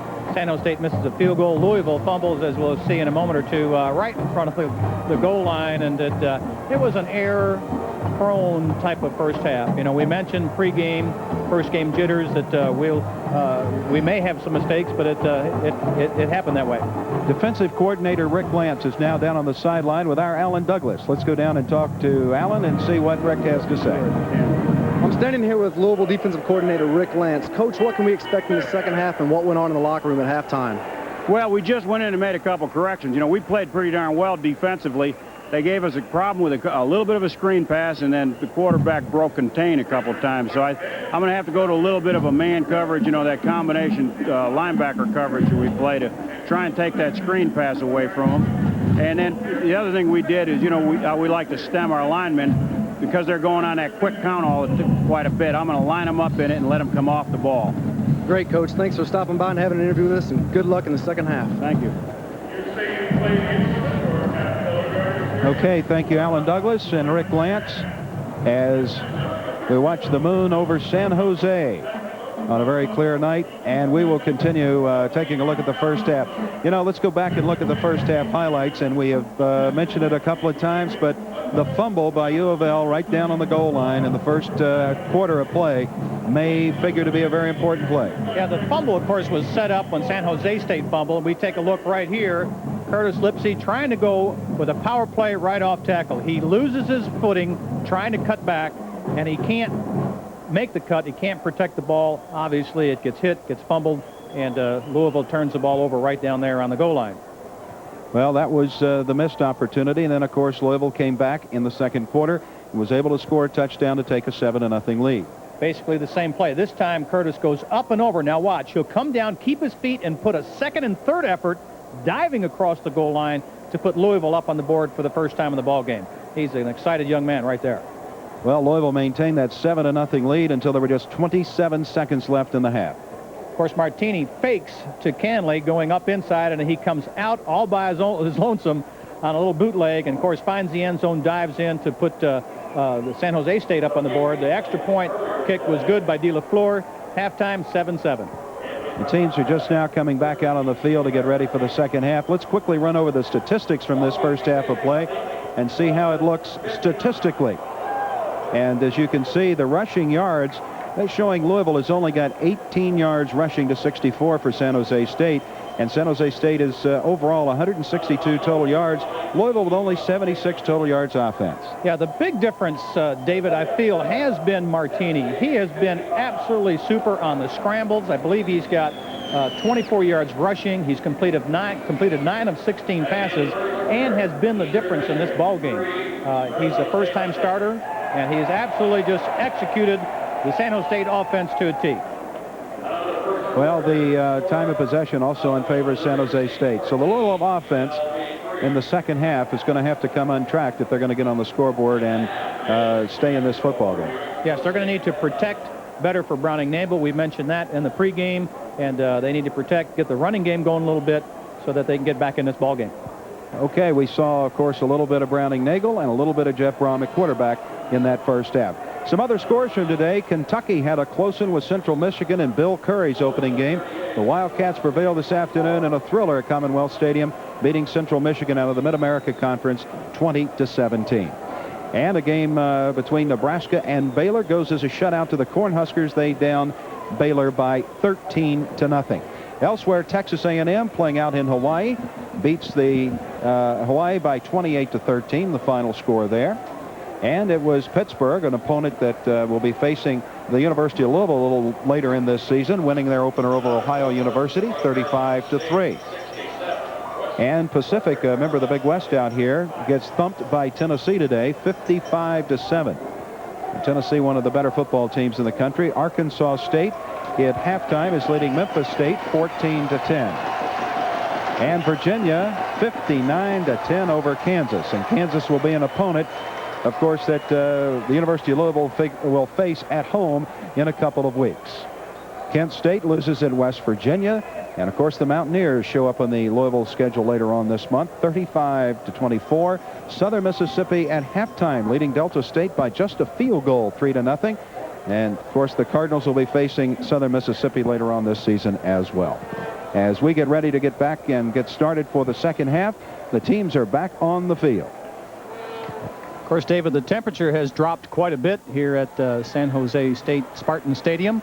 We're probably in the middle 60s or so as we take a look at Coach Snellenberger coming out from his halftime talk with the guys. I'm sure he's not very well pleased with all the mistakes that they have made. Boy, that's a colorful jacket she has on. I'm sure it keeps her warm, too. But we're just about ready to kick this thing off here for the second half of action. As Dave mentioned, we are tied 7-7. As we take a look at Coach Shea from the San Jose State staff. Coach Terry Shea, first year as a head coach, 44 years old, the offensive coordinator here at San Jose State from 1984 through 86. How about that sign? Yes, we do know the way from San Jose to Miami.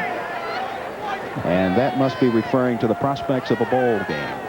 Well, this is the first game of the year, and it is tied 7-7, Louisville and San Jose State. And we're about ready to kick off the second half. And Louisville will be receiving. It is Joey Smith that is the deep man for the return for U of L. He stands back on the goal line. And De La Flor will kick it off. And it is a deep kick that is off of Smith and out of bounds. Hit him about the 4-yard line in the hands, and it just ricocheted off and out of bounds. And so Louisville is going to start the first half of this game backed up again. They ended the first half backed up. And let's take a look at it again here. Here comes Joey Smith. He's going to feel it, of course, on the fly. The wind is blowing in his face, and he just takes the thing, hits him right in the face mask. The ball careens out of bounds inside the 5-yard line. So that's where the Cardinals will start this second half. And Browning-Nagle will start the second half back at quarterback. We are 7-7. It is first down and 10 from the Louisville 5. And here is Lipsy. It's a little room out over the 10, out to the 12-yard line. Good gainer by Curtis Lipsy.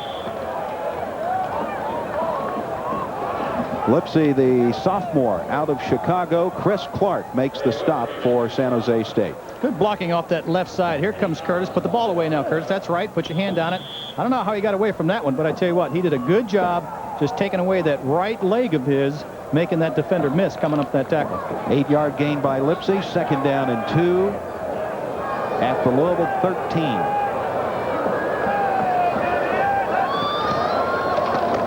Here is Lipsy again, coming around the corner, picks up a first down. It's up near the 20, about the 19 they're going to mark it. So Curtis Whipsey picks up a gain of 3. Chris Clark, the linebacker for the Spartans, makes the tackle.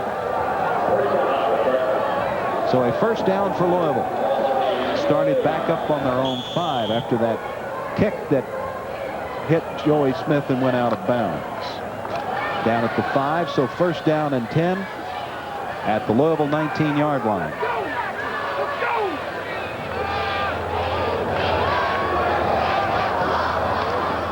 Nagel to throw. Over here to Cummings, complete. He eludes a tackler. He may go all the way.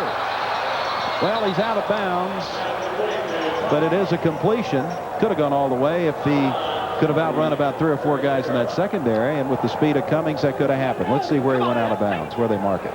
Okay, great catch. He makes a great catch right there. Breaks the tackle right there on the sideline and gets forced out of bounds right there. Just steps barely out of bounds. Coming across on the other side, number 4, Freddie Smith, did have the angle on him, but that was a 17-yard gain. As we take a look again, AC, the senior. It's now first down and 10 at the Louisville 36. Fred Jones is in at one wide out. Here is Nagel to Jones. He's got the catch inside up over the 40 to the 43-yard line. That'll be short of a first down as Scalaba was there to make the stop for the San Jose State Spartans. So Fred Jones, 6'1", 185-pound junior from Murray, Kentucky, makes the grab. The ball is just over the Louisville 42 and brings it to second and third. 13.5 minutes in the third quarter. It is a 7-7 game. Broomfield is split here to the short side of the field. Movement on the line. Lipsy has it. Flags go down. Lipsy, for no gain, is knocked backwards. We got a couple of flags down. Alan Douglas standing by on the sidelines. Let's check in with the former University of Louisville center. As darkness falls on the stadium here, the players have got to be really having a tough time picking out the ball on pass plays for both Louisville and San Jose State. The lighting seems to be really poor, and it may be a factor in the later stages of the game. Looked like we had another one of those Alan Douglas quick snaps because San Jose jumped off sides, and Kerry Figg did snap the ball at that point in time as the official indicates an offsides by San Jose. First down for Louisville then at the Louisville 47-yard line, 48-yard line. Just over 13 minutes to go in the third quarter.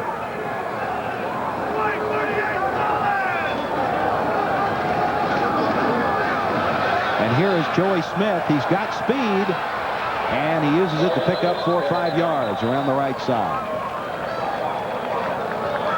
It appeared as though Browning-Nagel did audibilize on that one to a running play. San Jose showed a blitz on defense, so rather than throw into it, they decided to go with the sweep to Joey Smith around the right side. The senior who was switched from defensive back to fullback this year out of Knoxville, Tennessee.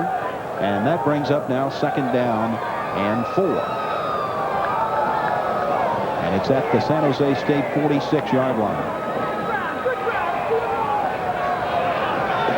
7-7 game. Blitz is on, and Nagel is down, and the ball goes to San Jose State, picks it up, but the official says flag. San Jose State ball because the ball was not fumbled beyond the line of scrimmage. So that means the dead ball will be moved back at the 40-yard line, right? At the 40-yard line. So since that happened behind the line of scrimmage, you cannot pick it up and advance it. And right. We'll look at it one more time as Nagel, as the blitz was coming. Pressure outside from Mayo, pressure up inside from Lampkins. The ball is fumbled, and of course you can't advance it. If it had been beyond the line of scrimmage, it could have been advanced. And so at the Louisville 40, San Jose State gets it first down and 10. Sheldon Canley picks up maybe 1. As Reggie Johnson was there to make the stop on Canley.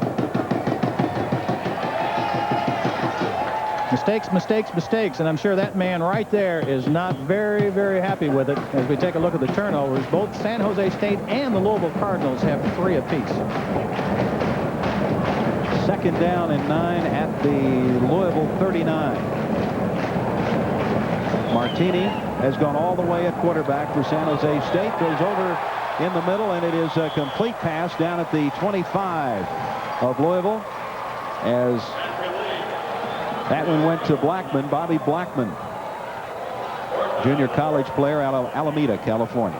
You know, all of the receivers for San Jose State were junior college transfers. As we take a look at Martini throwing to Blackman, looked as though one of the Cardinal defenders fell down in pass coverage. There's a lot of people slipping and sliding out there. Obviously, that's why they're changing the cleats on the sideline, but that is enough for a Spartan first down.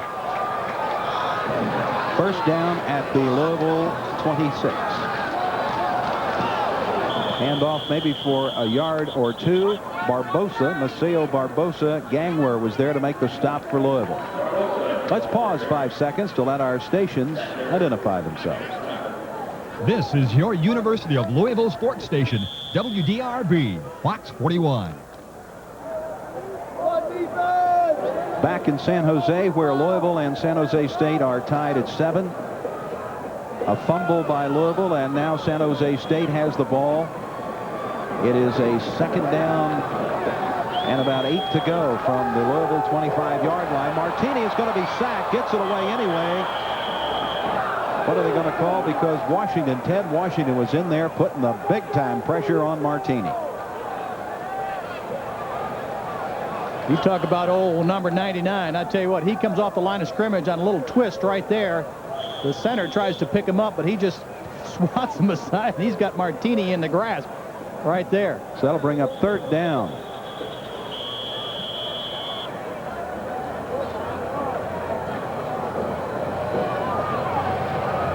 Officials have called a timeout.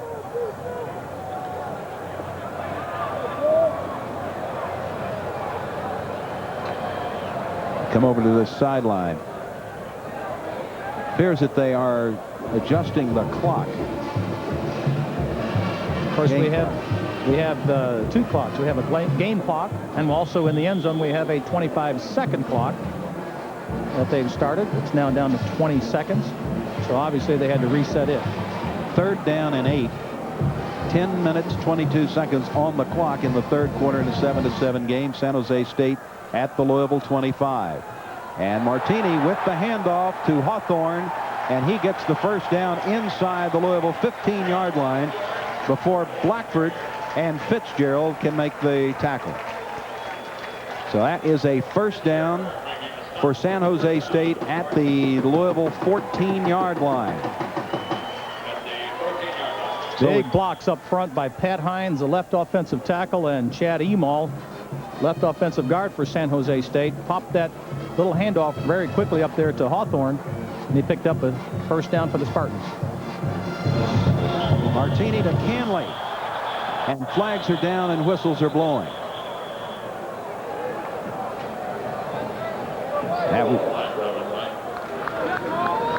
The legal procedure indicated against San Jose State.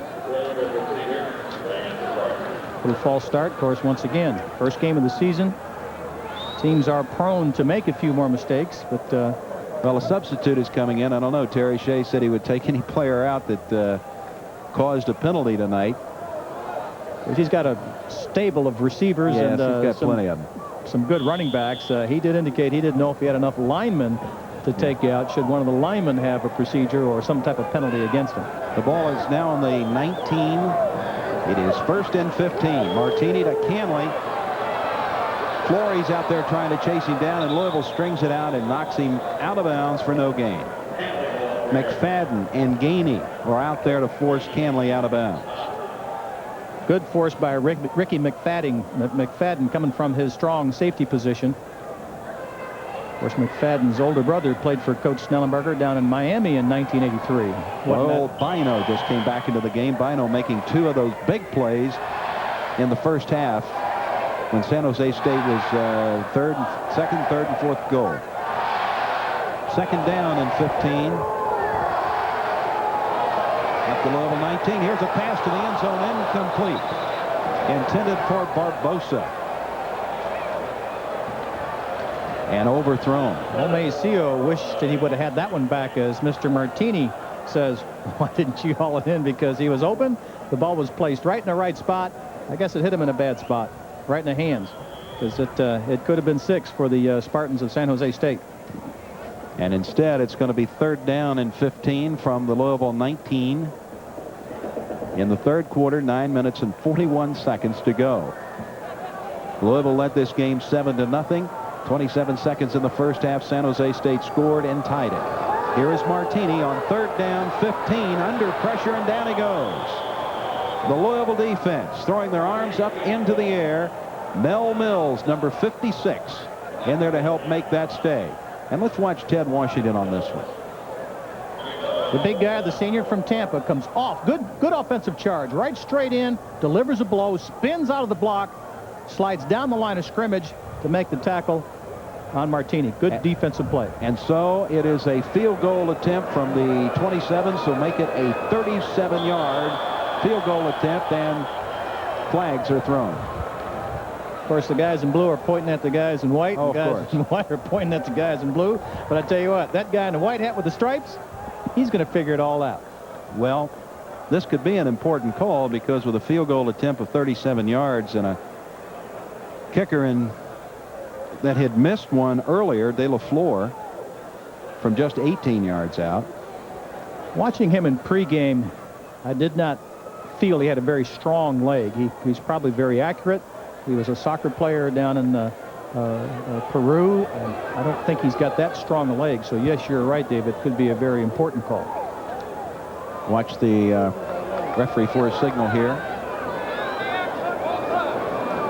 Well, they're calling it on both sides, so they couldn't make up their mind which one jumped off first.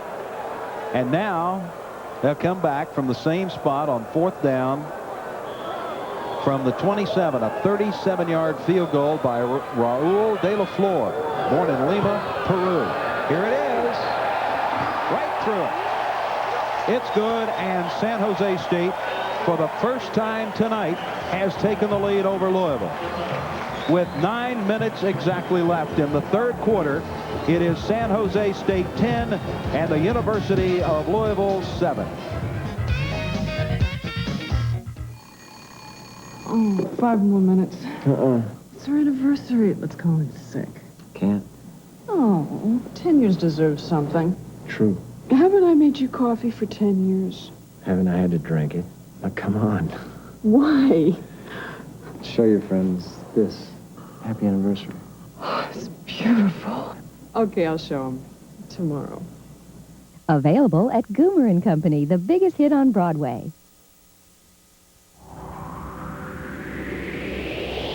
Hurry into Circuit City's Labor Day weekend sale now for big brand name buys in every department. Like this VHS VCR with HQ picture enhancement and remote, now a low $166.97. And this Sony 80-watt audio component system with double cassette deck and remote, now just $377.97. Don't miss it. The Labor Day weekend sale going on now through Monday at Circuit City, where service is state-of-the-art. Beautiful shot here from our crew of just about a full moon as night has fallen in San Jose. And the Spartans of San Jose State continue now to lead the game 10-7. Louisville led 7-0. San Jose State tied it right before halftime. And now with 9 minutes to go, they lead it 10-7 on the field goal by De La Fleur from 37 yards. Joey Smith is back deep to receive the kick, as they have penalized San Jose State. They're kicking from the 20, and so Louisville receives it. Smith takes it in at about the 12-13-yard line, comes out over the 30, gets a couple of blocks, and is going to move it out close to the 40, just short of the 40, about the 39-yard line. Joey Smith, the senior out of Knoxville, 5'11", 188 pounds, with a lot of speed, sets Louisville up now in good field position. The scoring drive, 10 plays and 18 yards covered in 2 minutes 47 seconds, culminating in that field goal. De La Fleur, as I mentioned earlier tonight, he was not even on this campus until 3 weeks ago. He's a walk-on and has won the starting job as the place kicker for San Jose State. Well, Browning Nagel is the quarterback. He's at 8 out of 13 for just over 80 yards tonight. It's his 1st and 10 from the Louisville 38. Here's a handoff to Lipsy. Gets out over the 40 to about the 41. Picks up 2 or 3 yards. Well, this stop by Chris Clark. This pressure defense by Mr. Clark and company has kept Louisville pretty much in their grasp all evening long. They haven't broken a very long run. They have not broken a long pass. And they sort of shut this Cardinal offense down. 2nd and 7 from the Louisville 42.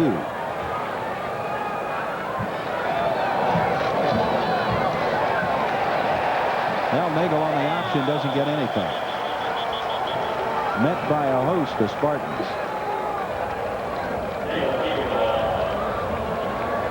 Well, that'll make it 3rd down. And about 7 or 8. Yes, sir. It's Mr. Lionel Mail in on the tackle again. I tell you what, he's all over the field. Senior from Chicago, Illinois. Now this is a big play for Louisville on the 41-yard line. 3rd down and 8. With 7:42 to go in the 3rd quarter. We got about 9 men up on the line, coming with another blitz, and Nagel stands back, lets it go. Complete to Cummings. Big gainer down around the 32-yard line of San Jose State. So Nagel reads the blitz and burns him. Just hits the streak. Look at it again. Right, take a look at it. Just a 3-step drop, 1, 2, 3, and it's a sort of a timing pattern. Just hits AC Cumming running up the right sideline. Cumming hauls it in, picks up the big 1st down. He gained 35 yards on that one. AC, he's a happy young man right there. Good block, by the way. It looked as though it was Dawkins coming up to make the block. He's 8th on the all-time receiving list coming into the season at Louisville. Cummings is. Now it is 1st and 10 at the 31 of San Jose State. And we got movement in the line. As Nagel takes a hit. Louisville had 10 men moving on that one. Yeah, they did. Illegal procedure against the Cardinals. And you can see the reaction there from Howard Snellenberger. Look at the hit that Nagel takes here. He's playing with him, isn't he? Playing like a little paper doll. Bob Bleich, the middle guard. Bleich, the middle guard out of San Diego. So it's moved back on the penalty. It is 1st down and 15 from the 36. Jones and Broomfield are split wide.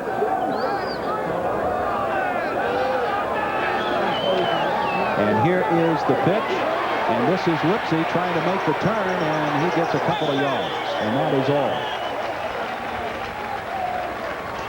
Hesh Kolar over there to make the stop. His first name, Hesh, H-E-S-H, means respected young warrior in Swahili. And he was a respected young warrior on that one. Of course, Hesh is from San Jose. He started the last 2 seasons at Rover, makes the play there. 2nd down and 15 for Louisville. We've got Broomfield down here at the bottom of your screen. And the split backfield, and Nagel, all kinds of time, lets a bomb go down to the 20-yard line, and that is complete. And that is Jones that makes the catch. Fred Jones, the junior, 6'1", 185-pounder out of Murray, Kentucky. As we take a look at a little isolation here on Jones, driving the defender off. Defender thinks he's going deep. He just gets past the 1st down yardage area right there at the 20, and Browning Nagel just absolutely puts the ball on a rope to hit him for the 1st down. Great protection up front by the offensive line, and a good shot by Browning. This is an impressive drive now by Louisville as they trail San Jose State 10-7. They've got it 1st down at the San Jose State 20. David, it appears as though Mr. number 7 there, Browning Nagel, is starting to get himself in gear a little bit the last couple series. He is now stands on the evening 10 of 15 for 126 yards. Well, he's just hit 2 good passes and now has the Cardinals down on the 20-yard line. Evidently, we've had more problems with the clock, and that is why there's been a little bit of a stop here and delay. Now they're ready to go back to play. The 25-second clock is down to 17 seconds. 6:25 in the quarter on the scoreboard clock. This is Lipsy inside the 20. Gets down around the 16-yard line. As Curtis Lipsy on the carry again. He's getting a lot of work tonight at running back. Both number 20s. Number 20 in blue is getting a lot of work, and number 20 in white is getting a lot of work. It's a battle of the 20s. Moving down around 6 minutes to go. Now it is 2nd and 7. The ball at the San Jose State 17.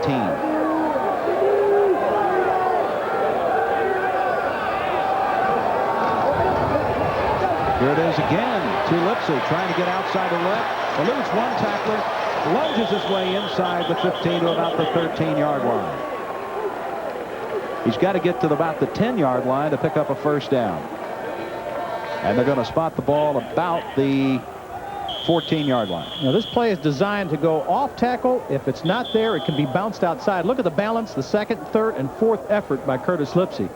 The ball did not, the play was designed, as I mentioned, to go inside off tackle. It wasn't there, so he did bounce it out and did pick up some good yardage. As we take a look at one of the San Jose State players that's shaken up.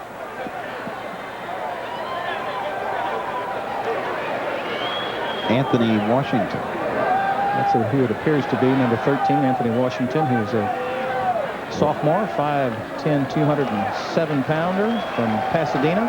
He appears to be all right. The rover comes off. Coming into the game is Pete Bynum. And running back in Lipsy will come off. 16 rushes for 49 yards and a touchdown for Curtis Lipsy tonight. And now Louisville looks at 3rd down and 4 at the Spartan 14.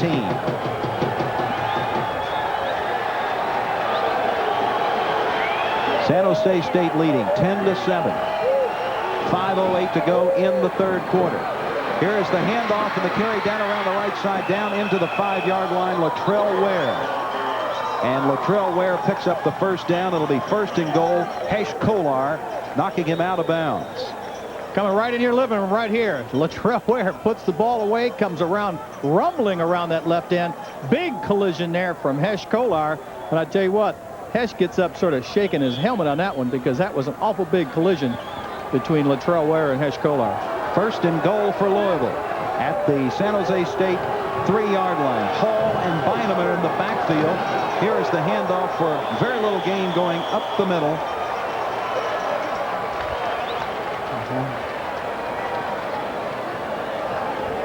That was Bobby Hall, the senior out of Kettering, Ohio. Let's look at it again. Bobby can be used as a fullback or, in this case, a tailback. And he tries to go up and over, but there's a lot of penetration from that defensive front of San Jose State. I don't think there was any gain on that one, David. They've got it on the 2-yard line. It is now 2nd and goal for Louisville. There's the handoff to Lipsy. He doesn't get in. And it will now go to 3rd down and goal. And the Cardinals are looking to the sideline to see what the call will be on 3rd down and goal. Gonzalez is coming into the game for Louisville, along with Jerry Crafts in the line. Cummings and Brom are coming out.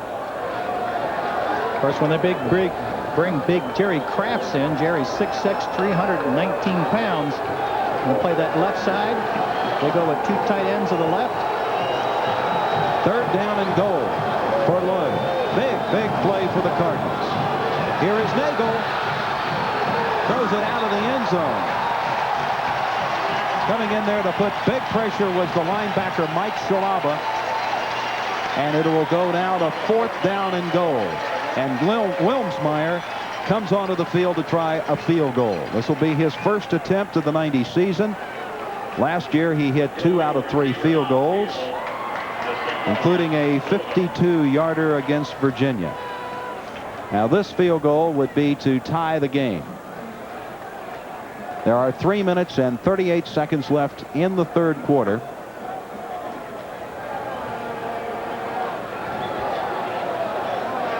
As Nagel comes off and Greg Brom is out to hold. Of course, the coaching staff works with the quarterbacks in situations like that, David. They have to get points. All coaching staffs will do that. They have to get points, and by points we mean either 3 or the 6. Wilmsmeyer, a 19-yard attempt. He had plenty of distance on that one, right through the middle. And this game is now tied. San Jose State and Louisville are locked up 10-10 with 3 minutes and 33 seconds to go in the third quarter. We got a lot of football to go from San Jose, California. Stay with us on the Cardinal Sports Network. By now, you've come to know Bob Smith Chevrolet as the one for Chevy trucks. That guy in the silly hat showed you all the different models. But he left out the new Chevy S10 4-door Blazer. This Blazer is perfect for carrying all those special treasures, like small treasures and bigger treasures. See the new S10 4-door Blazer at Bob Smith Chevrolet, Westport Road at the Snyder Freeway. For the right price the first time on new Chevy cars and trucks, Bob Smith's the one. Box 41. It's the way we look, it's the way we sound. It's a whole new game, we're the talk of the town. It's the news at 10 with your longtime friend. The way we bring it home like no one else. You're gonna move on over. WDRB, Fox 41.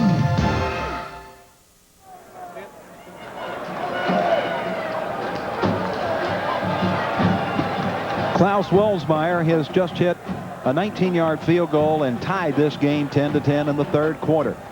And Louisville prepares now to kick off to San Jose State. Talk to me, man. Talk.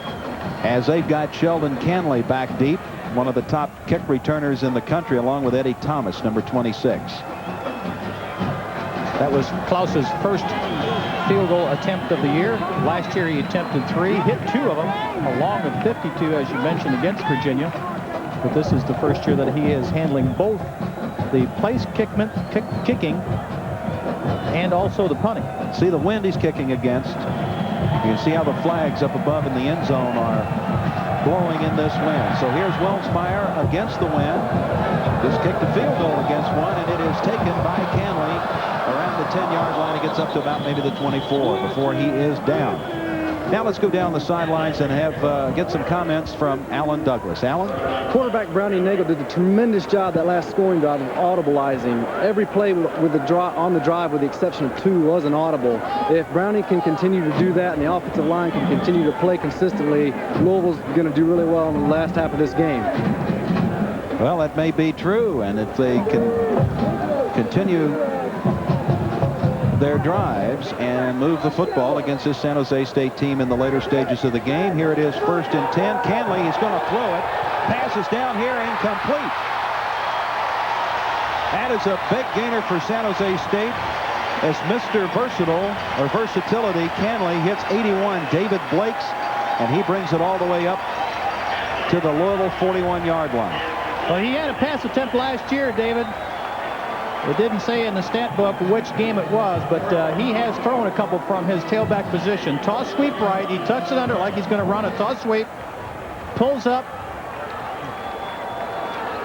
Hits the wide receiver down there, and it's not in the stride. Here's Canley again. Almost breaks a run inside the 30 to the 27. San Jose State is just roaring back after that field goal by Klaus Welsmeyer tied the game. But I believe we do see a flag, one of those yellow flags down. And it is against San Jose State. So that big run by Canley will be for naught.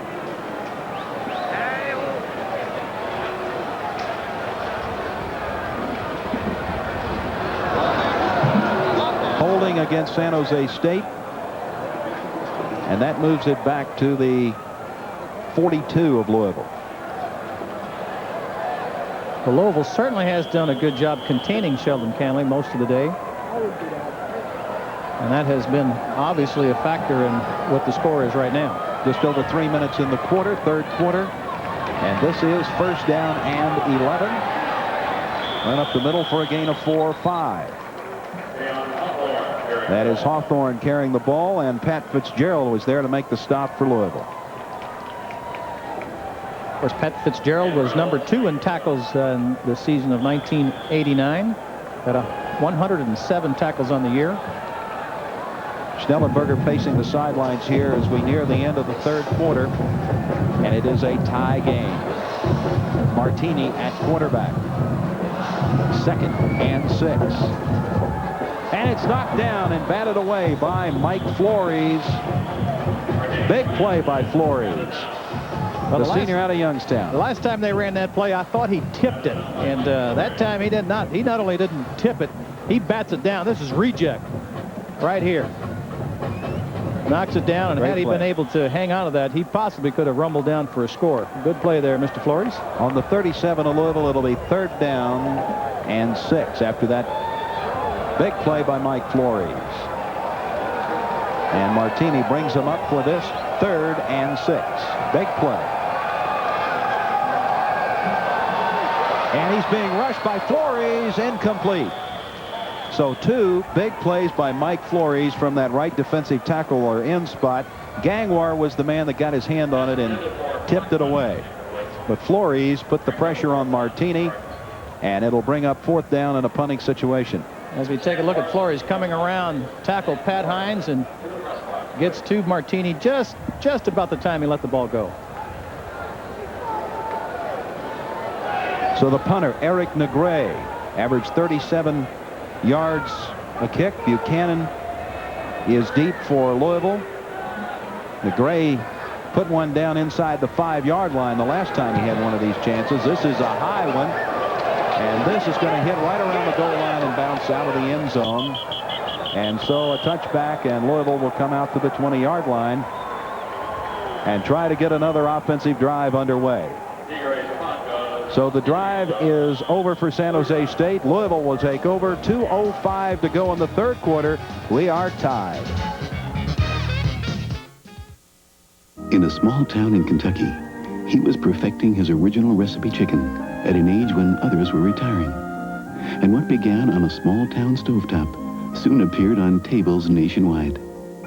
This year, we honor the centennial of Colonel Sanders. Get a special bucket at yesterday's price. 10 pieces of original recipe chicken for $4.99. The Colonel's original recipe chicken. It's a taste that, even today, nobody can duplicate. You are out on the all-important 3rd date. Naturally, you want everything to go just right. Naturally, you're in for a most embarrassing night. He finds out you smoke, and you really do have a daughter. She finds out the car is borrowed. The tacky bachelor pad belongs to a friend, and you've lost your job. When Martin Short and Annette O'Toole play the dating game, you're in for a most excellent time. Cross my heart. Wednesday night at 8 on Fox 41. Season tickets still available for University of Louisville football this fall, starting with a home opener next Saturday against Murray State. Call 588-6325. Single game tickets are also available. Let's see if Mr. Browning-Nagel could do what Alan Douglas mentioned, continue to audibilize and take advantage of this blitzing, forcing San Jose State defense. AC Cummings split wide out here to the just below your screen. Nagel with a quick pass, and a flag is down. Those are complete out over the 26-yard line on 1st down. Brumfield made the catch, but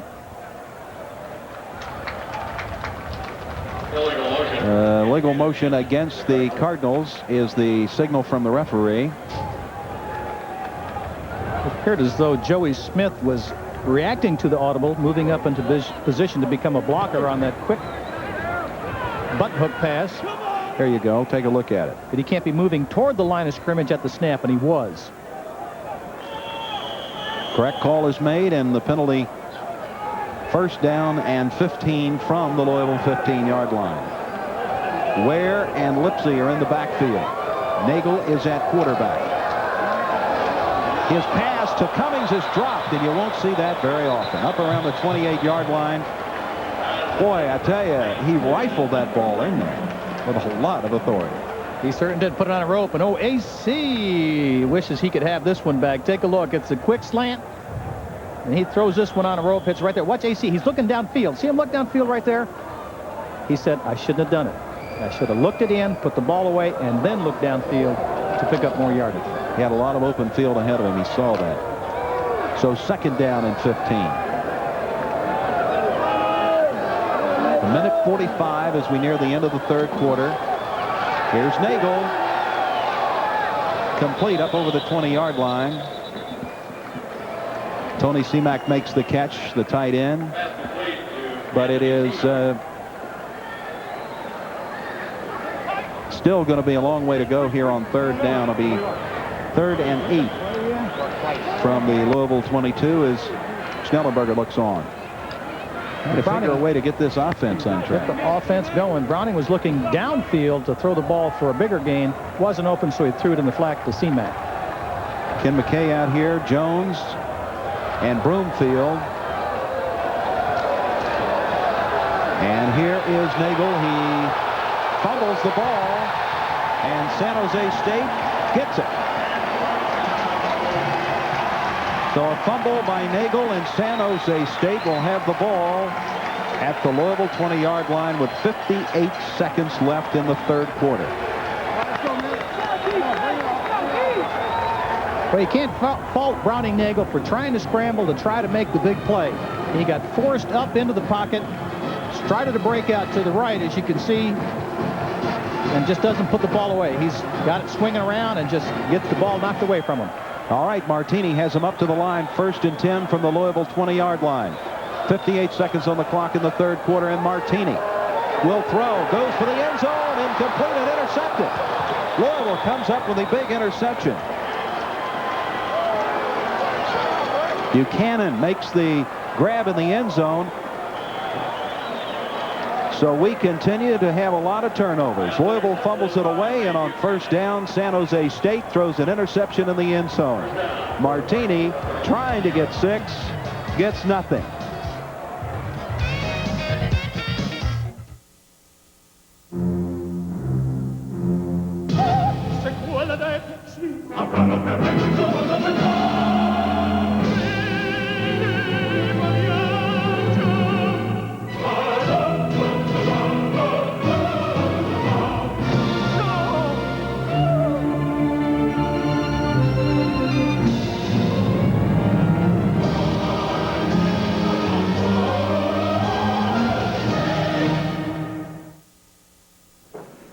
Nobody can tell you what a complete and thorough brake job will cost until they inspect your car.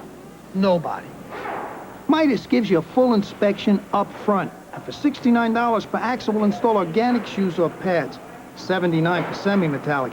Inspect hydraulics, resurface drums or rotors, repack non-sealed wheel bearings, and replace needed grease seals and fluid. So for brakes done right, remember, nobody beats Midas.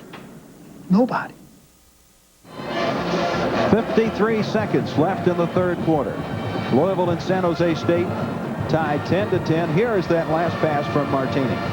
Right after the turnover, wide open. Coach Shea is going for the throat. He's got his man wide open, but Ray Buchanan comes from his free safety position over to make the interception. He's sort of making like his brother Richard, who is one of the best receivers. As we take a look at Ray, his brother Richard's one of the best receivers in the Big Ten. Brom and Cummings are split out with Nagel still at quarterback. 1st and 10 for Louisville, and the handoff to Lipsey up over the 20. Spins his way up to about the 24. Oh, Curtis, he's attacking the line of scrimmage. That's what a good tailback should do. Just get up in there, find you a little soft spot, and attack it. Throw your body at it, get what you can get. Moves it out to the 24, 2nd down and 6 coming up for Louisville. This game has got 30 seconds, and the clock is moving left in the third quarter.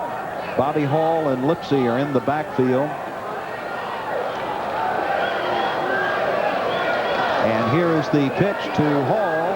Coming around the right side, got a couple of blocks over the 25, out up to about the 28 or 9. Short of the first down, it'll bring up 3rd and short. I think they're going to mark the ball at the 29-yard line, and that will be the last play of the third quarter. And so we finish 3 quarters of play in San Jose, California, and Louisville and San Jose State are still tied. It is a 10-10 game. Louisville's ball when we come back.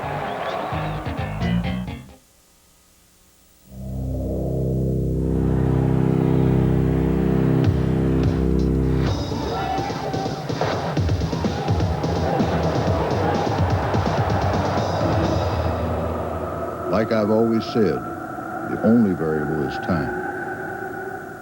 Tamati vegetables, 5 16-ounce cans, only $2. Also selected varieties of Ruffles potato chips, just 99 cents. And a 24-pack of Mountain Dew Diet Pepsi or Pepsi is only $4.79.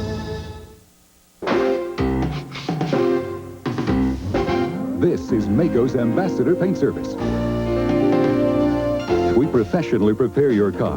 We chemically clean it, surface sand it, and give it a high-grade oven-baked enamel finish from over 7,000 colors, all backed in writing at over 400 centers coast to coast. Mako's Ambassador Paint Service, the best value for your money. If you want high-quality work for this kind of price, you better get Mako. For those of you who have put off getting new glasses for far too long, for one reason or another, Dr. Beiser's Vision World announces one price, 1 hour, one heck of a deal. Choose from a huge selection of stylish glasses made in about an hour for the low price of $69.50. Just $69.50, including bifocals. 4 convenient area locations to serve you. Watch for our new office coming soon to Dixie Highway. Cuts long-distance bills with lower rates. Stop the direct dialing and collect calls. Lets me know who's talking and how long. AmeriCall. Business long distance. The Simpsons have moved to their new home. Look at this place. What a dump. Catch The Simpsons at their new address Thursday night on Fox. Follow the Cards from the coach's perspective on the Howard Schnellenberger Show, Sunday night at 6:30 on WDRB TV, Fox 41. First play of the fourth quarter, we got a tie game, 10-10 between Louisville and San Jose State. Howard Schnellenberger, 3rd down and 1. The ball at the Louisville 29. And here's the first down. So Louisville picks up the first down. Latrell Ware will pick it up on the pitch. And so the drive for Louisville will stay alive. Good blocking on that right-hand side from McAllister Berkey. Latrell took the pitch, turned the corner, and got a big first down for the Cardinals as we take a look at the pitch. Good lead block right there.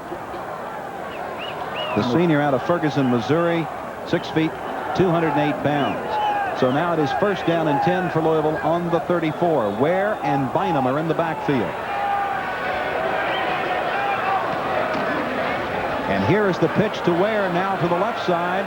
Makes the turn. Big gainer by Bynum. He comes over midfield down around the 40-yard line. 45-yard line of San Jose State. So Latrell Ware, Paul Franklin, a backup cornerback, was in there to make the play for the Spartans. Good audible by Browning. Switches the whole formation. Good block right there by Bynum. Latrell turns the corner, and watch Franklin come in from his safety position. Absolutely puts the hammer on Latrell Ware. And Franklin's not a very big guy either, only 180 pounds. Whew. Okay, that was a gain for a first down. Here they come, and it is fumbled back there. Bynum fumbles it, picks it back up, and he's going to be trapped way back inside the 30-yard line. Let's go down to Alan Douglas standing on the sidelines. Beginning of that drive, Coach Schnellenberger started to call the plays, and he's encouraging the team to pick up the intensity and the level of play. It's very important for them right now to overcome this loss that they've just witnessed. That's right. Pete Bynum back there deep, and this will back Louisville now up inside the 30-yard line. The ball at the 28, and it will be first down and a long way, about 27. We're in the fourth quarter. There's 14 minutes and 24 seconds on the clock. It is tied. It was tied at halftime, 7-7. And it is now 10-10. The officials have called a timeout for an injury. As we take a look at the stats through 3 quarters, Louisville is picking up a little bit. 8 turnovers, too, in this game. Louisville still with only 133 yards rushing in this game. And now it is second down and long. Second and 27. Well, Jones wasn't even looking as Nagel throws that one incomplete. It'll bring up 3rd and long. That's one of the fallacies of audibleization. You know, you stand in there, you change the play at the line of scrimmage, and if one of the wide receivers can't hear the audible, doesn't pick it up, as in that case right there, the ball could very well have been intercepted. As we take a look, Browning's going to throw it for a slant in. Jones isn't even looking. He's doing a takeoff. Bynum comes out. This is Broomfield splitting wide out to the right. And this is 3rd and 27 from the 29. Here's Nagel. Incomplete. Throwing it for Lipsy up around the 42-yard line. It would have been well short of the first down. Nowhere close to that. And so we go to 4th down. And Klaus Wilmsmeyer comes in for the punt. Stands in there, throws the ball to Lipsy. It looks as though it went right through his hands. It would not have been a first down, but it surely would have given Louisville a little better field position. So Wilmsmeyer to punt, standing back inside his 15-yard line, and he gets it away under pressure.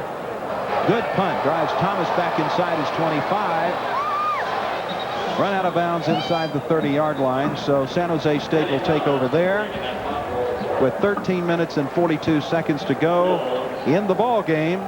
Mel Mills made the knock out of bounds over there for the special teams for the Cardinals.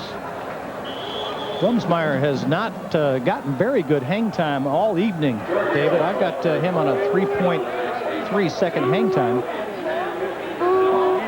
All right, with 13 minutes and 42 seconds to go in this football game, it is a tie game. We'll be back in a minute. Come on, play the game where everybody wins. Play it once and play again. Every time you play, you win. Come on, don't you know it's true? It's a game you just can't lose from Pepsi. Everyone wins with Pepsi in the Heartland. Great prizes from Universal Studios, Kodak, Frito-Lay, even Oldsmobile. It's the taste the people choose. Come on, you know the Heartland's true. To the red, white, and blue of Pepsi. You could win a trip to Universal Studios Florida or other prizes when you buy specially marked Pepsi products. Hello, I'm Young MC with a story to tell. I just got a free cup from Taco Bell. NMTV makes the whole thing fun. Buy a giant-sized Pepsi and you'll get one. 4 cups in all, so don't stand still. And if you have an empty cup, you get a free refill. Go to Taco Bell and you see it's true. They got these 4 cups there just for you. Taco Bell only has them for a limited time. That's why I'm coming to you with a limited rhyme. To get these cups, you gotta place your order. So take my advice, you better run for the border. Browning Nagel pacing the sidelines as Louisville and San Jose State are tied 10-10. Acted like maybe his thumb was bothering him. He talked to Dr. Shea on the sidelines just a minute ago. Martini brings out the Spartans 1st and 10 from their 29-yard line. Still anybody's ball game here tonight in San Jose, California. Martini throws it down incomplete. Well, Louisville got that little wide receiver screen. As we take a look at Browning, Dr. Shea is watching him. Matter of fact, he just blocked the pass. He was looking at his thumb during the timeout. I was wondering if he does have some problem with his thumb on his throwing hand. 13 minutes and 38 seconds are left in the game. San Jose State 2nd and 10 from their 29. Walter Brooks split here to the left. Sheldon Kenley brings it over the 30, out to about the 33, where Reggie Johnson brings him down. And that will bring up 3rd down and about 8. At that point in time, Coach Snellenberger sends in Ted Washington and Dan Gangware, who's been resting for a couple minutes, as we take a look at Coach Shea on the far sideline. 3rd down, and this is Martini of San Jose State back to throw, and he think he got it complete. Short of the first down, just over the 35, 36-yard line to Bobby Blackman. One of those junior college receivers they have here. So they come up short of the first down, and with 12:49 left in the game, a tie game 7-7. It is a punting situation. This is Eric Negre, the junior punter. And he will be standing back on his 22-yard line. A.C. Cummings is deep to receive for Louisville. And the punt coming down short will hit at the 40. And is down at about the Louisville 43-yard line. So the Cardinals will take over there. And once again, try to get the offense on track. And it is Browning Nagel standing down there on the sidelines talking with Schnellenberger, and he will be going back in, Pete, to run the offense. Appears as though he will be. Not a very good punt at all, by the way, from Eric McGray. That punt probably only traveled about 20-25 yards. Not very good hang time as we take a look at Browning coming back in. Apparently it was just maybe a little bruise or a little tightening of the throwing hand, but he is back in, ready to go. Okay, Browning Nagel has him ready to go. With Braun split to the right side. Here is the pitch, and coming out this way is Latrell Ware. And right now, to find out the latest on Browning Nagel, here's Alan Douglas down on the sidelines. Alan? I just spoke with team Dr. Raymond Shea, and he believes that Browning just has a little bit of swelling in his thumb. It really isn't any big injury at all. I think Browning's going to be okay. All right, we go to 2nd down and 8 on the short gainer by Latrell Ware. Greg Barham and Jones are the wideouts. And here is the handoff coming up the middle is Lipsy. Slips and falls out over the 45-yard line of San Jose State. And that should be very close to a first down as they're spotting the ball at the 44 or the 46-yard line. That is a first down for Louisville. I tell you what, it's San Jose State is lucky it's only a first down, because if he doesn't slip right there, he is gone, because we had Brom out in front blocking. Could have been 6. First down and 10 at the San Jose State 46-yard line. Here is Nagel, and he overthrows a little bit wide of Bobby Hall. An incomplete pass will bring up to 3rd down. Well, the Cardinals are still a long way away here from pay dirt. And that's what they're searching for with just 11 minutes and 15 seconds to go in the game. San Jose State defense digging in now. And it is 2nd down and 10.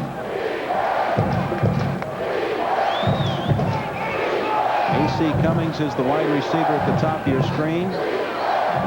And Eric Broomfield on this near side of the field.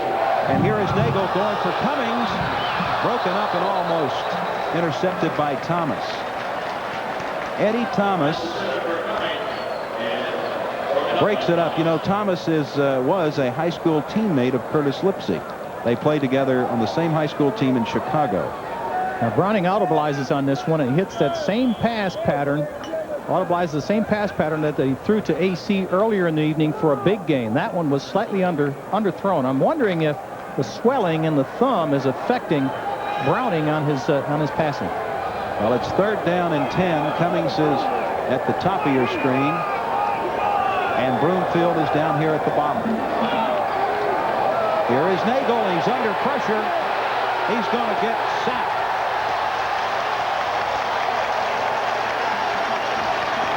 Another big play in there by the San Jose State defense.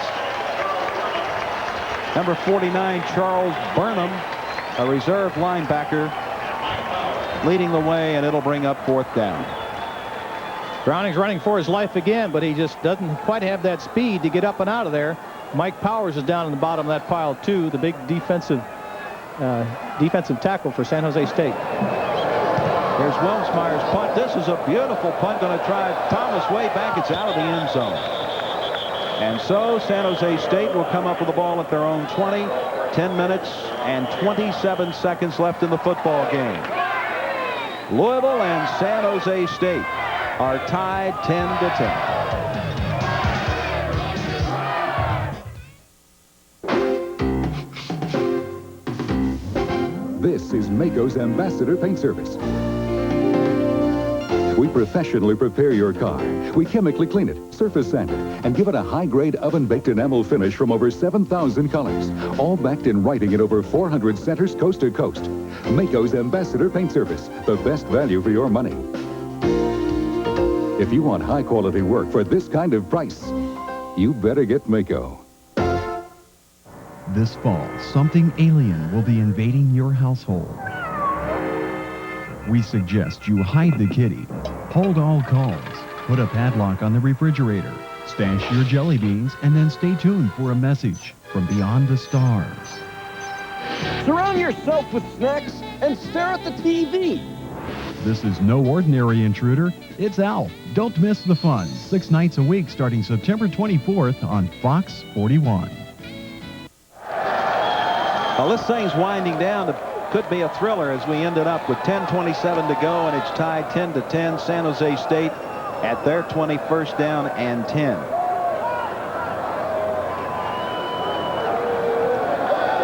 Waiting for the signal to put the ball in play. Martini is the quarterback. He's gone all the way for San Jose State. Sheldon Canley picks up a couple around the right side. Mark Sander there, who's intercepted 2 passes on the night to knock him out of bounds. The enforcer, senior, 6'2", 229-pound Sanders from Louisville DeSales High School, makes the play on Sheldon Canley after a 4-yard gain. Well, this continues to be pretty much a battle of the 2 defenses, as both offenses have been plagued by turnovers and penalties. And now Martini on 2nd down to Canley. He's going nowhere.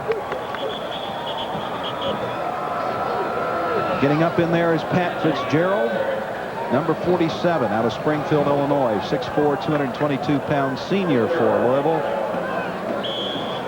And that will now send it to 3rd down and 6 for San Jose State.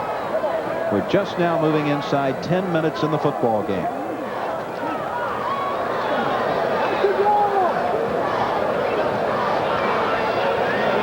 And this is 3rd and 6.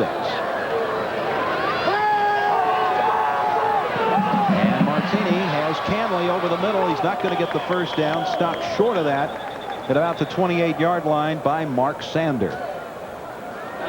So a big play by Sander, and it'll be San Jose State now turning the ball back to Louisville. We might add another big play by Mark Sander there. I tell you what, if he doesn't make the play, because Canley will pick up that first down if he doesn't make that play. It looks as though there's a Louisville player down on the playing surface. Mike Flores that's being attended to now. Down around the 30-yard line after that last play. Appears to be okay, coming off under his own power.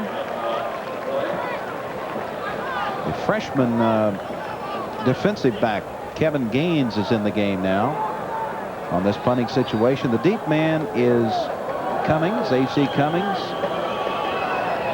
He has been the punt returner tonight for most of the way for Louisville. Eric Negre will punt it away on 4th down and 2. Just over 9 minutes left in the game. Terrible punt. Shanks went off, and it just gets over midfield down around the Louisville 48-yard line.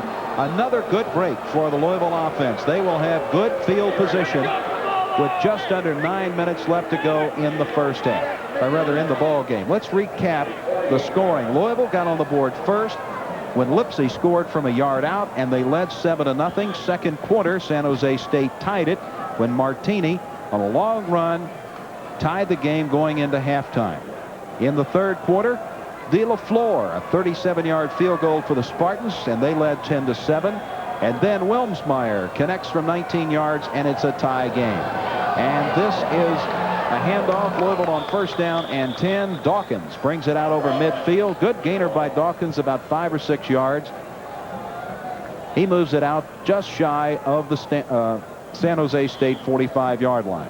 Boy, he's a strong runner. He's got the ability to break tackles. He has the ability to make people miss him. I like the way he runs the ball, David. That was Ralph Dawkins on that run. Now, here is 2nd down. 2nd down and 4. Here comes Dawkins around the right side.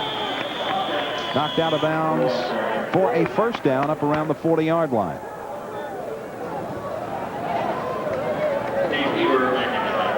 So Dawkins picks up a 1st down, and Louisville will have it 1st and 10 now at the San Jose State 39. Good block out in front of him, clearing the way so that Dawkins can pick up that 1st down. Good block on that whole right side, I might add. Dawkins, a redshirt freshman out of Jacksonville, 5'9", 205. Joey Smith and Lipsy. Joey Smith and Ware, Lipsy and Ware now are in the Louisville backfield. First and 10 from the 40. Here is Lipsy, and he just gets back to the line of scrimmage. And the Spartan defense stop him there. Everett Lampkins in on the tackle, the leading tackler for them last year. He's first team All-Big West in 1989, making the stop on Curtis Lipsy. Second down and 11 as he lost a yard back to the 40. All the twists and stunts and different fronts that San Jose State has given the Louisville offensive line have given them some problems with that. They do like to twist. They do like to stunt. Here they look like they're coming on a blitz in this particular down right here.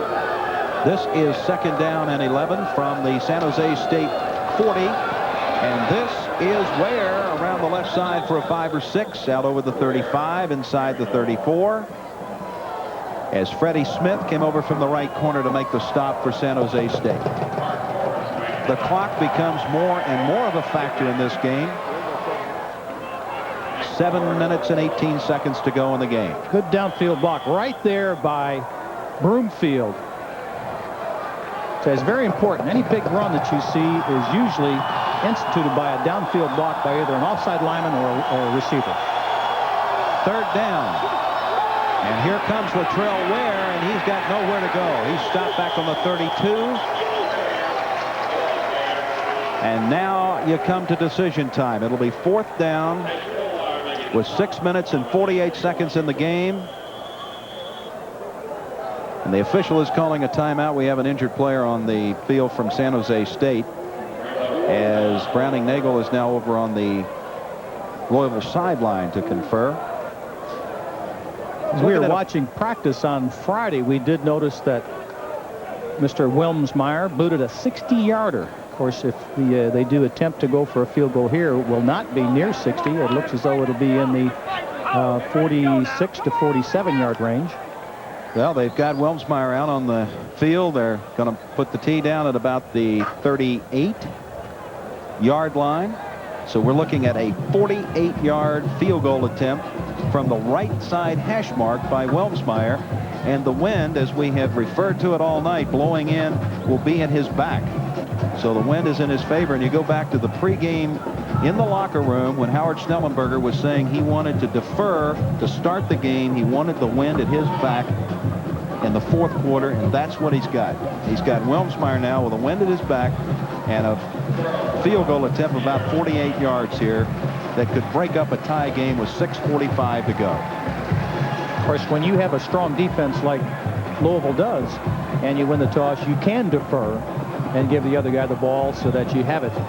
You know, you have the choice in the fourth quarter. Wilmsmeyer had a 52-yard field goal against Virginia a year ago. This is a 48-yarder with 6.5 minutes to go. It's long enough, but it's no good. Wide to the right. So Wilmsmeyer fails to connect from 48 yards, and we remain tied at 10-10 with 6.5 minutes to go. As we look at Klaus on the sideline after failing to connect on that field goal. So it remains 10-10. We'll be back as San Jose State takes over the ball after this. Sometimes I'm so bad, even I don't like me. Yeah, me and Bill, we go way back.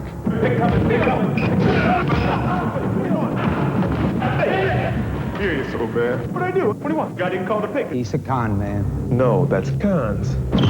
If nice guys finish last, where does that leave us? Converse, official shoe of the NBA's best and worst. Spending Labor Day weekend with family? Oh, God! Why not spend it watching a night of original comedy and sneak previews? The fun starts with an all-new episode of In Living Color at its new earlier time, followed by a special sneak preview of True Colors. This is my son, Lester. Oh, he's got your eyes, man. Then get set for a Bundy barbecue. Let's cook. And a sneak preview of Parker Lewis Can't Lose. Wow. All on Fox's Labor Day preview party Sunday. 6:32 left in the game. Klaus Wilmsmeyer right here with a 48-yard field goal attempt that was no good, Pete. He's got to follow through, David. You got to follow through with that right foot all the way toward the goalpost, towards your point of aim, your target. As all he did was bring his foot up barely to his left knee. Consequently, the ball goes off to the right. He sort of pushed it, as we would say a golfer would push. Spartans first and 10 from their 32. Martini coming out of the pocket. He is hit and knocked down and out of bounds around the 36-yard line by Fitzgerald. A gain of about 4 yards. Let's pause 5 seconds so our stations can identify themselves. This is your University of Louisville sports station, WDRB, Fox 41. Gain of 4 on that play will bring up 2nd down and 6. San Jose State, as we are live in San Jose, California. The opening game of the 90 football season is all tied 10-10. 2nd down, 6. Sheldon Canley. It's over the 40. He's got the first down. Moves up around the 43-yard line. Sheldon Canley picks up the first down, a gain of about 7. And the clock now shows 5 minutes and 40 seconds. As the pressure shifts to the Louisville defense, Reggie Johnson making the stop on Canley. Of course, Canley's first down jaunt was only put in place by the run that Martini had on the previous play, and that was the big, I thought, David, the big factor in the first half where Martini scrambled so well and did such a good job picking up first downs for San Jose State. Inside 5.5 minutes, here's Canley coming around this left side, and he digs for a couple of more yards out over the 45 to the 46. Mark Sander, the first man in on the stop for Louisville. Brian Hayes also in on the tackle. 5:08. The clock is running down to the 5-minute mark. A 10-10 game, and Louisville and San Jose State both trying to get some offense working in this first game of the season. Now the Spartans, as Martini throws incomplete.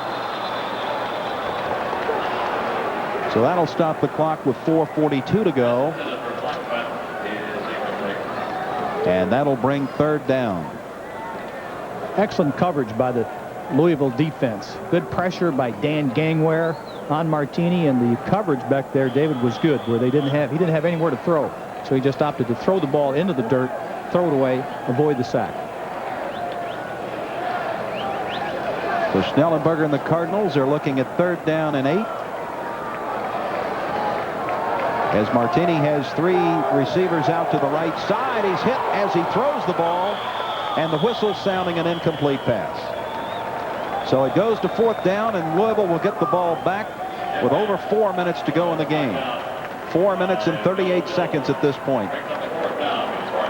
Great pressure up front as we see the Louisville defense coming in there. I believe that was 56 Mel Mills that got a hand on him. It sure was. Got a hand on the quarterback just right there, just as he was throwing. If Ted Washington would have looked up, he could have had an interception. Had him scissored there. Okay, Eric Negre will punt, standing back at his 31-yard line. This is a pretty good high punt. A.C. Cummings has it at his 15, and that's where Louisville will take over. With 4 minutes and 31 seconds left in the game, Louisville takes over at their own 15-yard line, and Browning Nagel comes back in at quarterback as he talks to Howard Schnellenberger on the sidelines. You did mention good punt by Negre. That ball had a hang time of 4.5. Kicked it downfield about 37 or 38 yards, and it did allow the coverage to get underneath it so that Cummings could not run it back. Good punt. And now Louisville will test that Spartan defense and secondary here. A.C. Cummings and Broomfield are the wideouts. And here is Nagel looking for an open man. He's got him. Hits Ken McKay up over the 20-yard line for a gain of about 5. That'll bring up 2nd down for the Cardinals, as McKay, the senior tight end, played behind Fortune in the past few years, a starter this year. Tight end delay. He starts from his tight end position toward the sidelines. They let the running backs clear the linebackers out. Then he comes back underneath that soft spot. Nagel's numbers on the day. And this is 2nd down. They keep it on the ground. There may have been a face mask down there. I don't know. But I didn't see a flag go down. I do see a flag, I believe, now. I believe I do. Yes, we do. A flag down on the 22-yard line.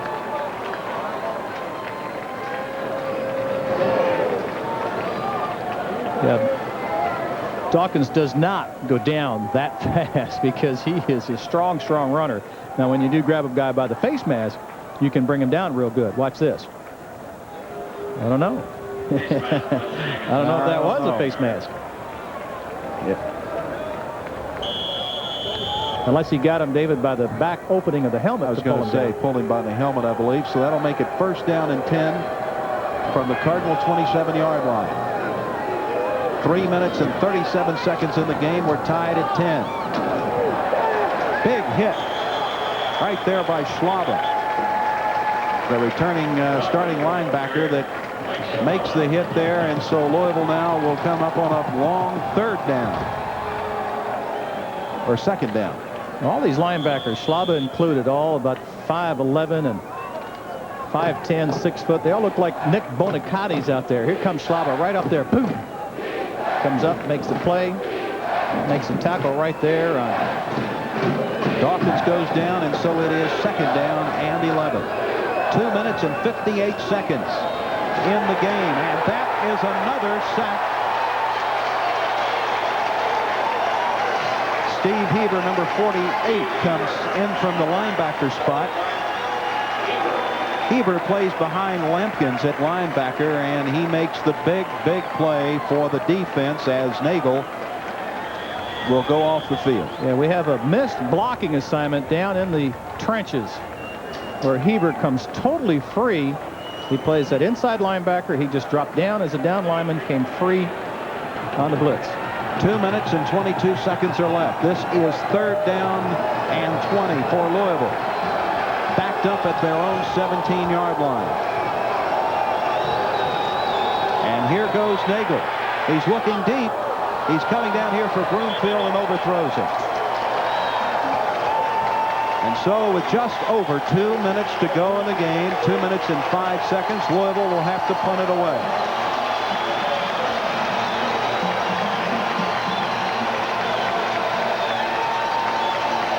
Big punting situation here for Klaus Wimsmeyer. If he could nail one at this point in time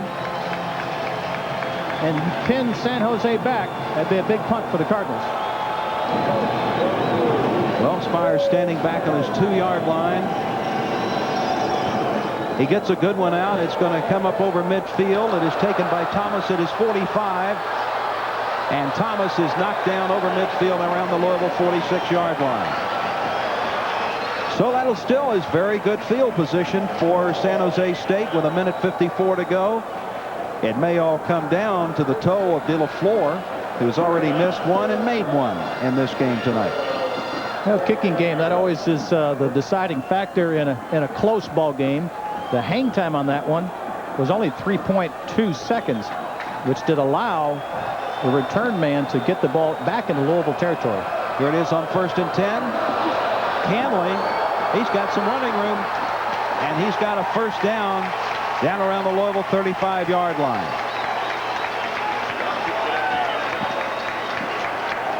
First down for San Jose State as Mr. Canley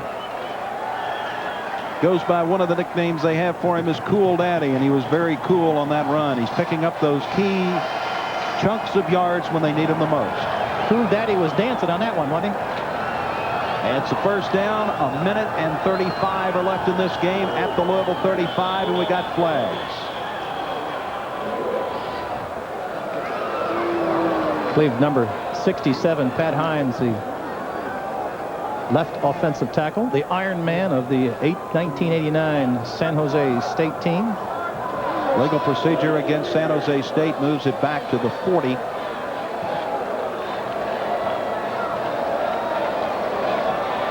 This game is 10-10 with 1:30 seconds to go. The clock starts running. Terry Shea, his first game as a head coach of San Jose State, was an assistant here from 84 to 86. And now Martini Here's the pitch. They're going to go to Canley, and he's going to get only a couple of yards over the 40. And the clock now moves down inside a minute 10. So San Jose State has taken a timeout. A timeout on the field. A minute and 9 seconds to go. Louisville and San Jose State are tied. I think I'm in love. Who now? That goddess on the raft. Out of your league. Watch. May I have a towel? Never underestimate the doctor. Hi, are you French? You look French. I love French food. Diet Dr. Pepper 2-liter bottles. You may instantly win. $500. Get details where you buy Dr. Pepper. 41. It's the way we look. It's the way we sound. It's a whole new game, and we're the talk of the town. It's the news at 10 with your longtime friend. The way we bring it home like no one else. You're gonna move on over. WDRB, Fox 41.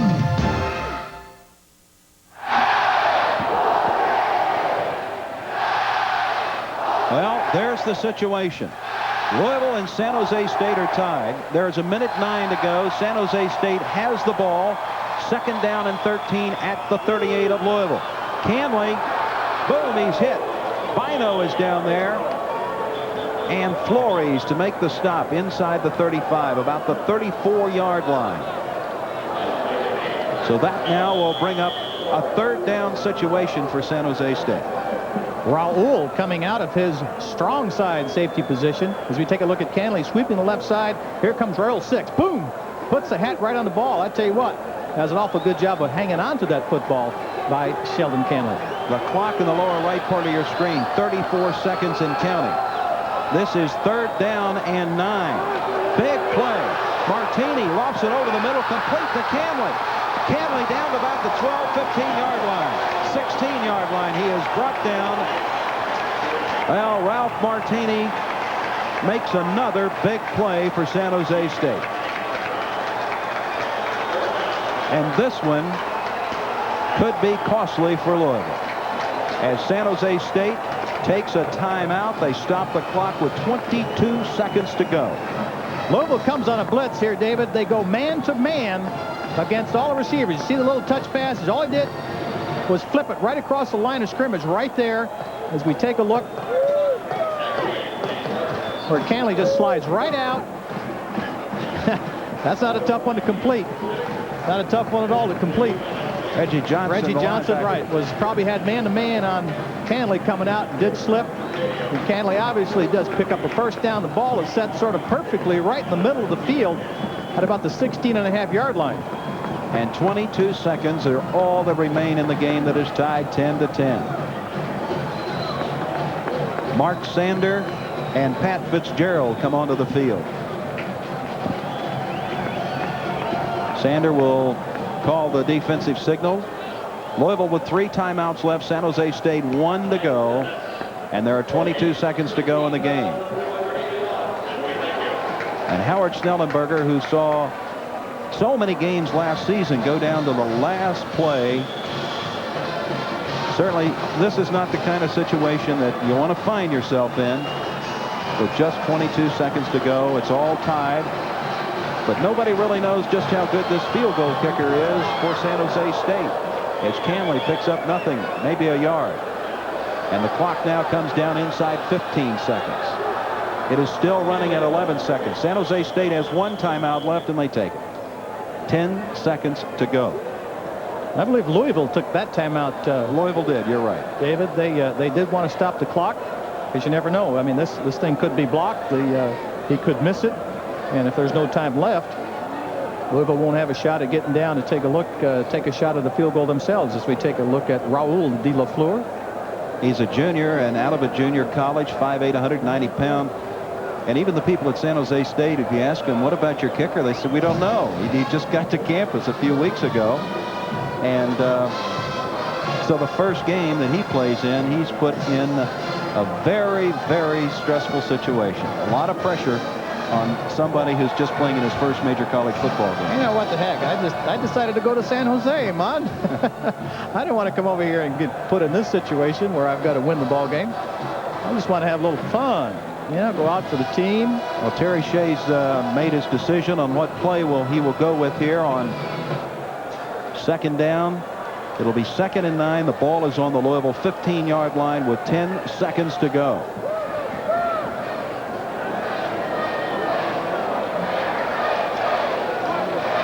Well, I wouldn't be surprised at all to see San Jose State line up to kick it on 3rd down, especially with, after this play, there'd be less than 5 seconds to go. Well, I think you're right. Martini just moves it a little bit more towards the center, maybe picks up a yard down around the 15-yard line, and they stop the clock with a timeout, 2 seconds left. And De La Fleur comes out. 2 seconds to go. This game is 10-10. It has been a night of frustration for the U of L offense. It's been a night of many turnovers and penalties in this opening game. And Howard Schnellenberger is calling his defense over to the sideline. He wants to talk to them. Of course, the thing they want to do is block it. That's exactly right. I mean, you got to pull out the old 11-man block at this point in time.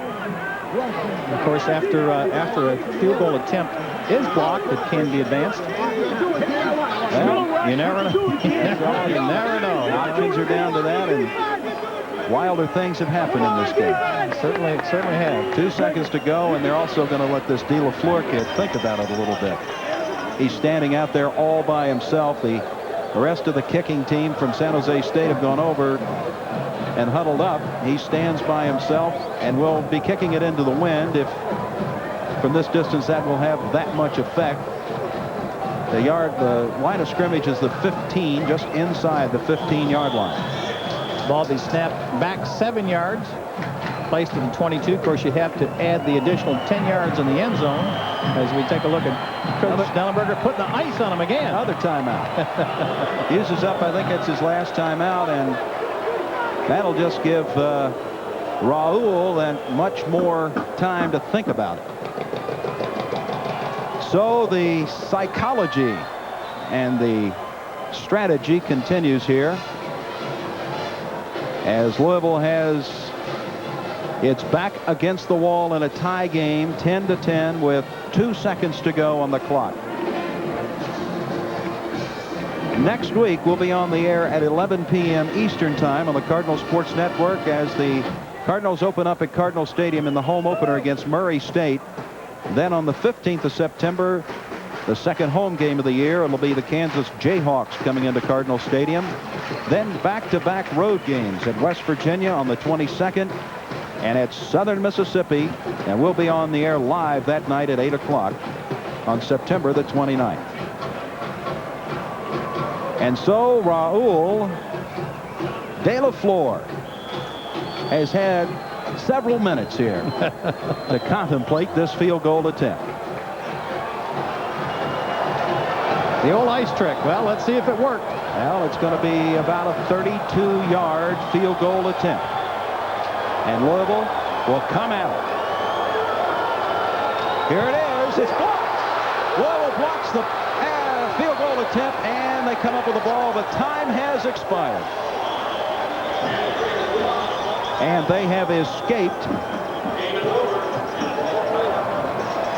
They have escaped. There is a down flag. On the field. There is a flag. Let's see what they're going to call, Pete, because the kick was blocked. The flag was thrown down around the 30-yard line. They're going to call something according to the reaction from San Jose State against Louisville. Holding. Now, is that holding after the block or holding on the block on the field goal attempt?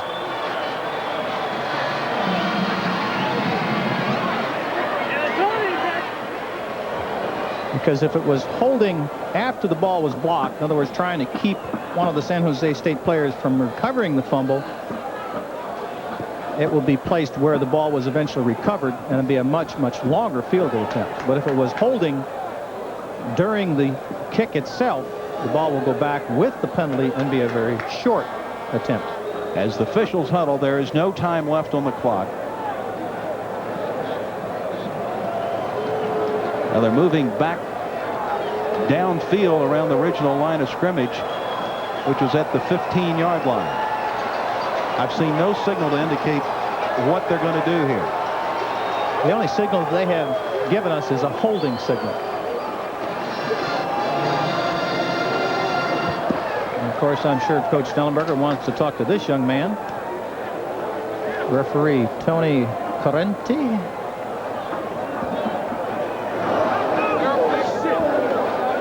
Well,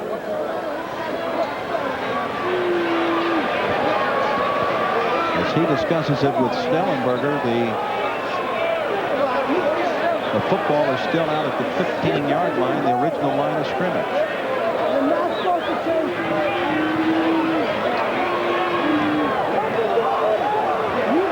Well, he is not pleased with that decision.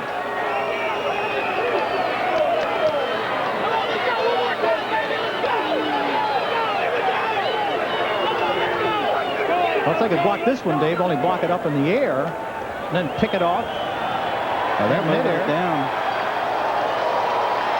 How about this? Holding on Louisville. No time left on the clock. I mean, this is point blank. 7-yard line is the line of scrimmage. And so De La Fleur gets another shot at this thing from a closer range. He's got the ball at about the 9-yard line. Or rather the 14-yard line. 24-yard field goal attempt. Roller blocked again. How about that? How about it? Louisville blocks it again. And Howard Schnellenberger and the Louisville Cardinals have escaped death twice here in San Jose, California. This game ends in a 10-10 tie. And Terry Shea walks off, had 2 opportunities in the last 2 seconds of this game, got a big break on that holding penalty against Louisville, and the Cardinal defense, the special teams, have saved the defeat. Well, the snap back from Rock Pifferini, who is a backup tight end, was high. It was up above the shoulders of the holder, Mike Jordan, who is a backup quarterback. He did get it down, but it threw the timing off. And consequently, Louisville did have that little extra bit time to come in and block the second field goal attempt. We'll be back in a minute as Louisville and San Jose State have ended up in a 10-10 tie here in San Jose, California. Sometimes you can tell by the way it looks. Sometimes you can tell by the way it feels. Sometimes it comes to you in broad daylight. Sometimes you find it in the middle of the night. But you know when you got the right one. This is the right one. You know when you got the right. When you're 75 years young, you've got a lot of memories. We're proud to know that we're part of Kentucky's history. Great Financial Federal has the strength and the know-how to help you plan tomorrow while you make the most of now. We'll always be the key to where you want to be. Great Financial Federal, your key to financial security. Follow the Cards from the coach's perspective on the Howard Schnellenberger Show, Sunday night at 6:30 on WDRB TV, Fox 41. We all had unforgettable teachers, some because they were so studious. Logarithms are fascinating. So big. The key to good athletics is good nutrition. Then there's Charlie Moore, making class fun 5 days a week on Head of the Class. Starting September 24th on Fox 41.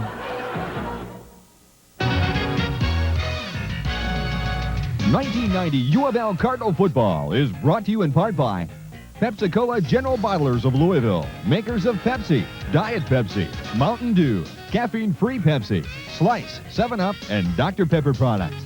By Great Financial Federal, your key to financial security. And by your Cardinal car dealers, Bob Smith Chevrolet Geo, the one, and your Metro Louisville Ford dealers, where quality is standard. Well, Louisville has tied San Jose State in the season opener 10-10. And what a finish we had to this game, Pete Campisi, as there were 2 seconds left on the clock, and De La Rule had a field goal attempt that evidently was blocked. He missed that one. There was a penalty, a holding penalty against Louisville with no time left on the clock. And they moved the ball closer with the penalty. He only had a very short chip shot to go. And with no time on the clock, last play of the game. Last play of the game, the snap from Pifferini was high. I think we'll see it on a replay here in a moment. But it was high up over his shoulder. And he couldn't quite get it down as we take a look at Coach Schnellenberger trying to call a timeout. And I believe that was before the original field goal attempt, because Louisville's out of timeouts at the last. All right, that was before the second one, they say. But here, you're right with that snap was high. The snap was high, and the placement then was out of sync, out of time, and the timing of the kick was out of sync and out of time, and therefore the ball just goes off to the right. Another angle on it here, trying to see if anybody got a hand on it. I don't believe so, David. I think the ball just went, the timing was off, and he couldn't get down into it, and the ball went off to the right. So I think he just missed it. It's because of the bad snap from Pifferini. Well, it came down to the very last seconds of the game before we decided it.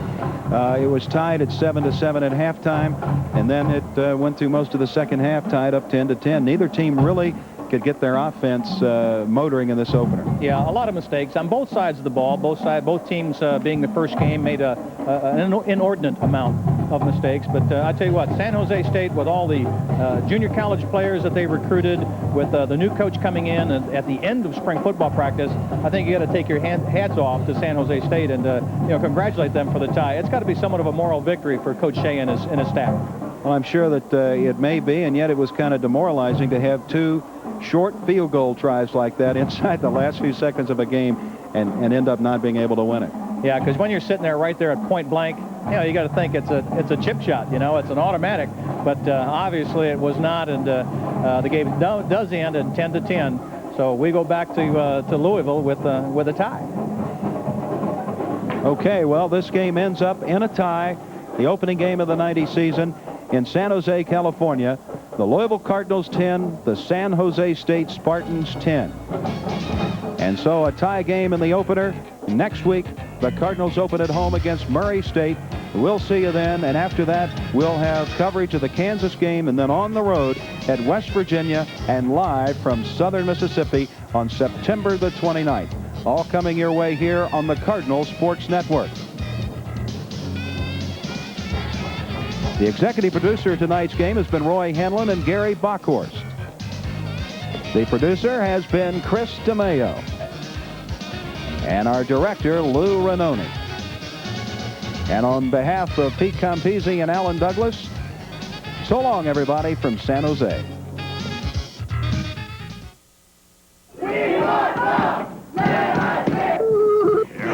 They're back.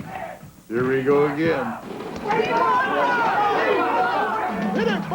I'm a rapping man. I'm here to say drive away a Geo, Honda, or Chevrolet from wide Dixie Highway. Bob will be spinning out the deals from noon till 9 on Labor Day. Check his ad in the Courier for your free Redbirds game ticket, where he'll give away a new Cavalier. Give the people what they want.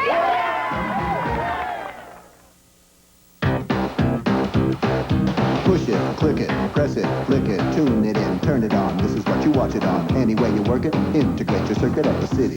Circuit City. Come to the place you're welcome. Technology with a heart. Welcome to Circuit City, where service is state-of-the-art. At Circuit City, we get higher customer satisfaction ratings than any other specialty home electronics and appliance chain. Welcome to Circuit City, where service is state-of-the-art. Hold it right there. What? You've seen this episode already, but Smith's annual Labor Day sale only happens once a year. Get Smith's lowest price ever on this transitional sofa with 2 fully reclining end seats. Now sale priced for just $4.99. Zenith 19-inch color TV, now only $197. What are you doing? I'm going to Smith's. Hi-oh, savings! Who was that mask? Smith's Furniture, Appliances, and Electronics. That's who. Labor Day sale going on now. A brand new lawnmower should be safe, right? Well, you tell that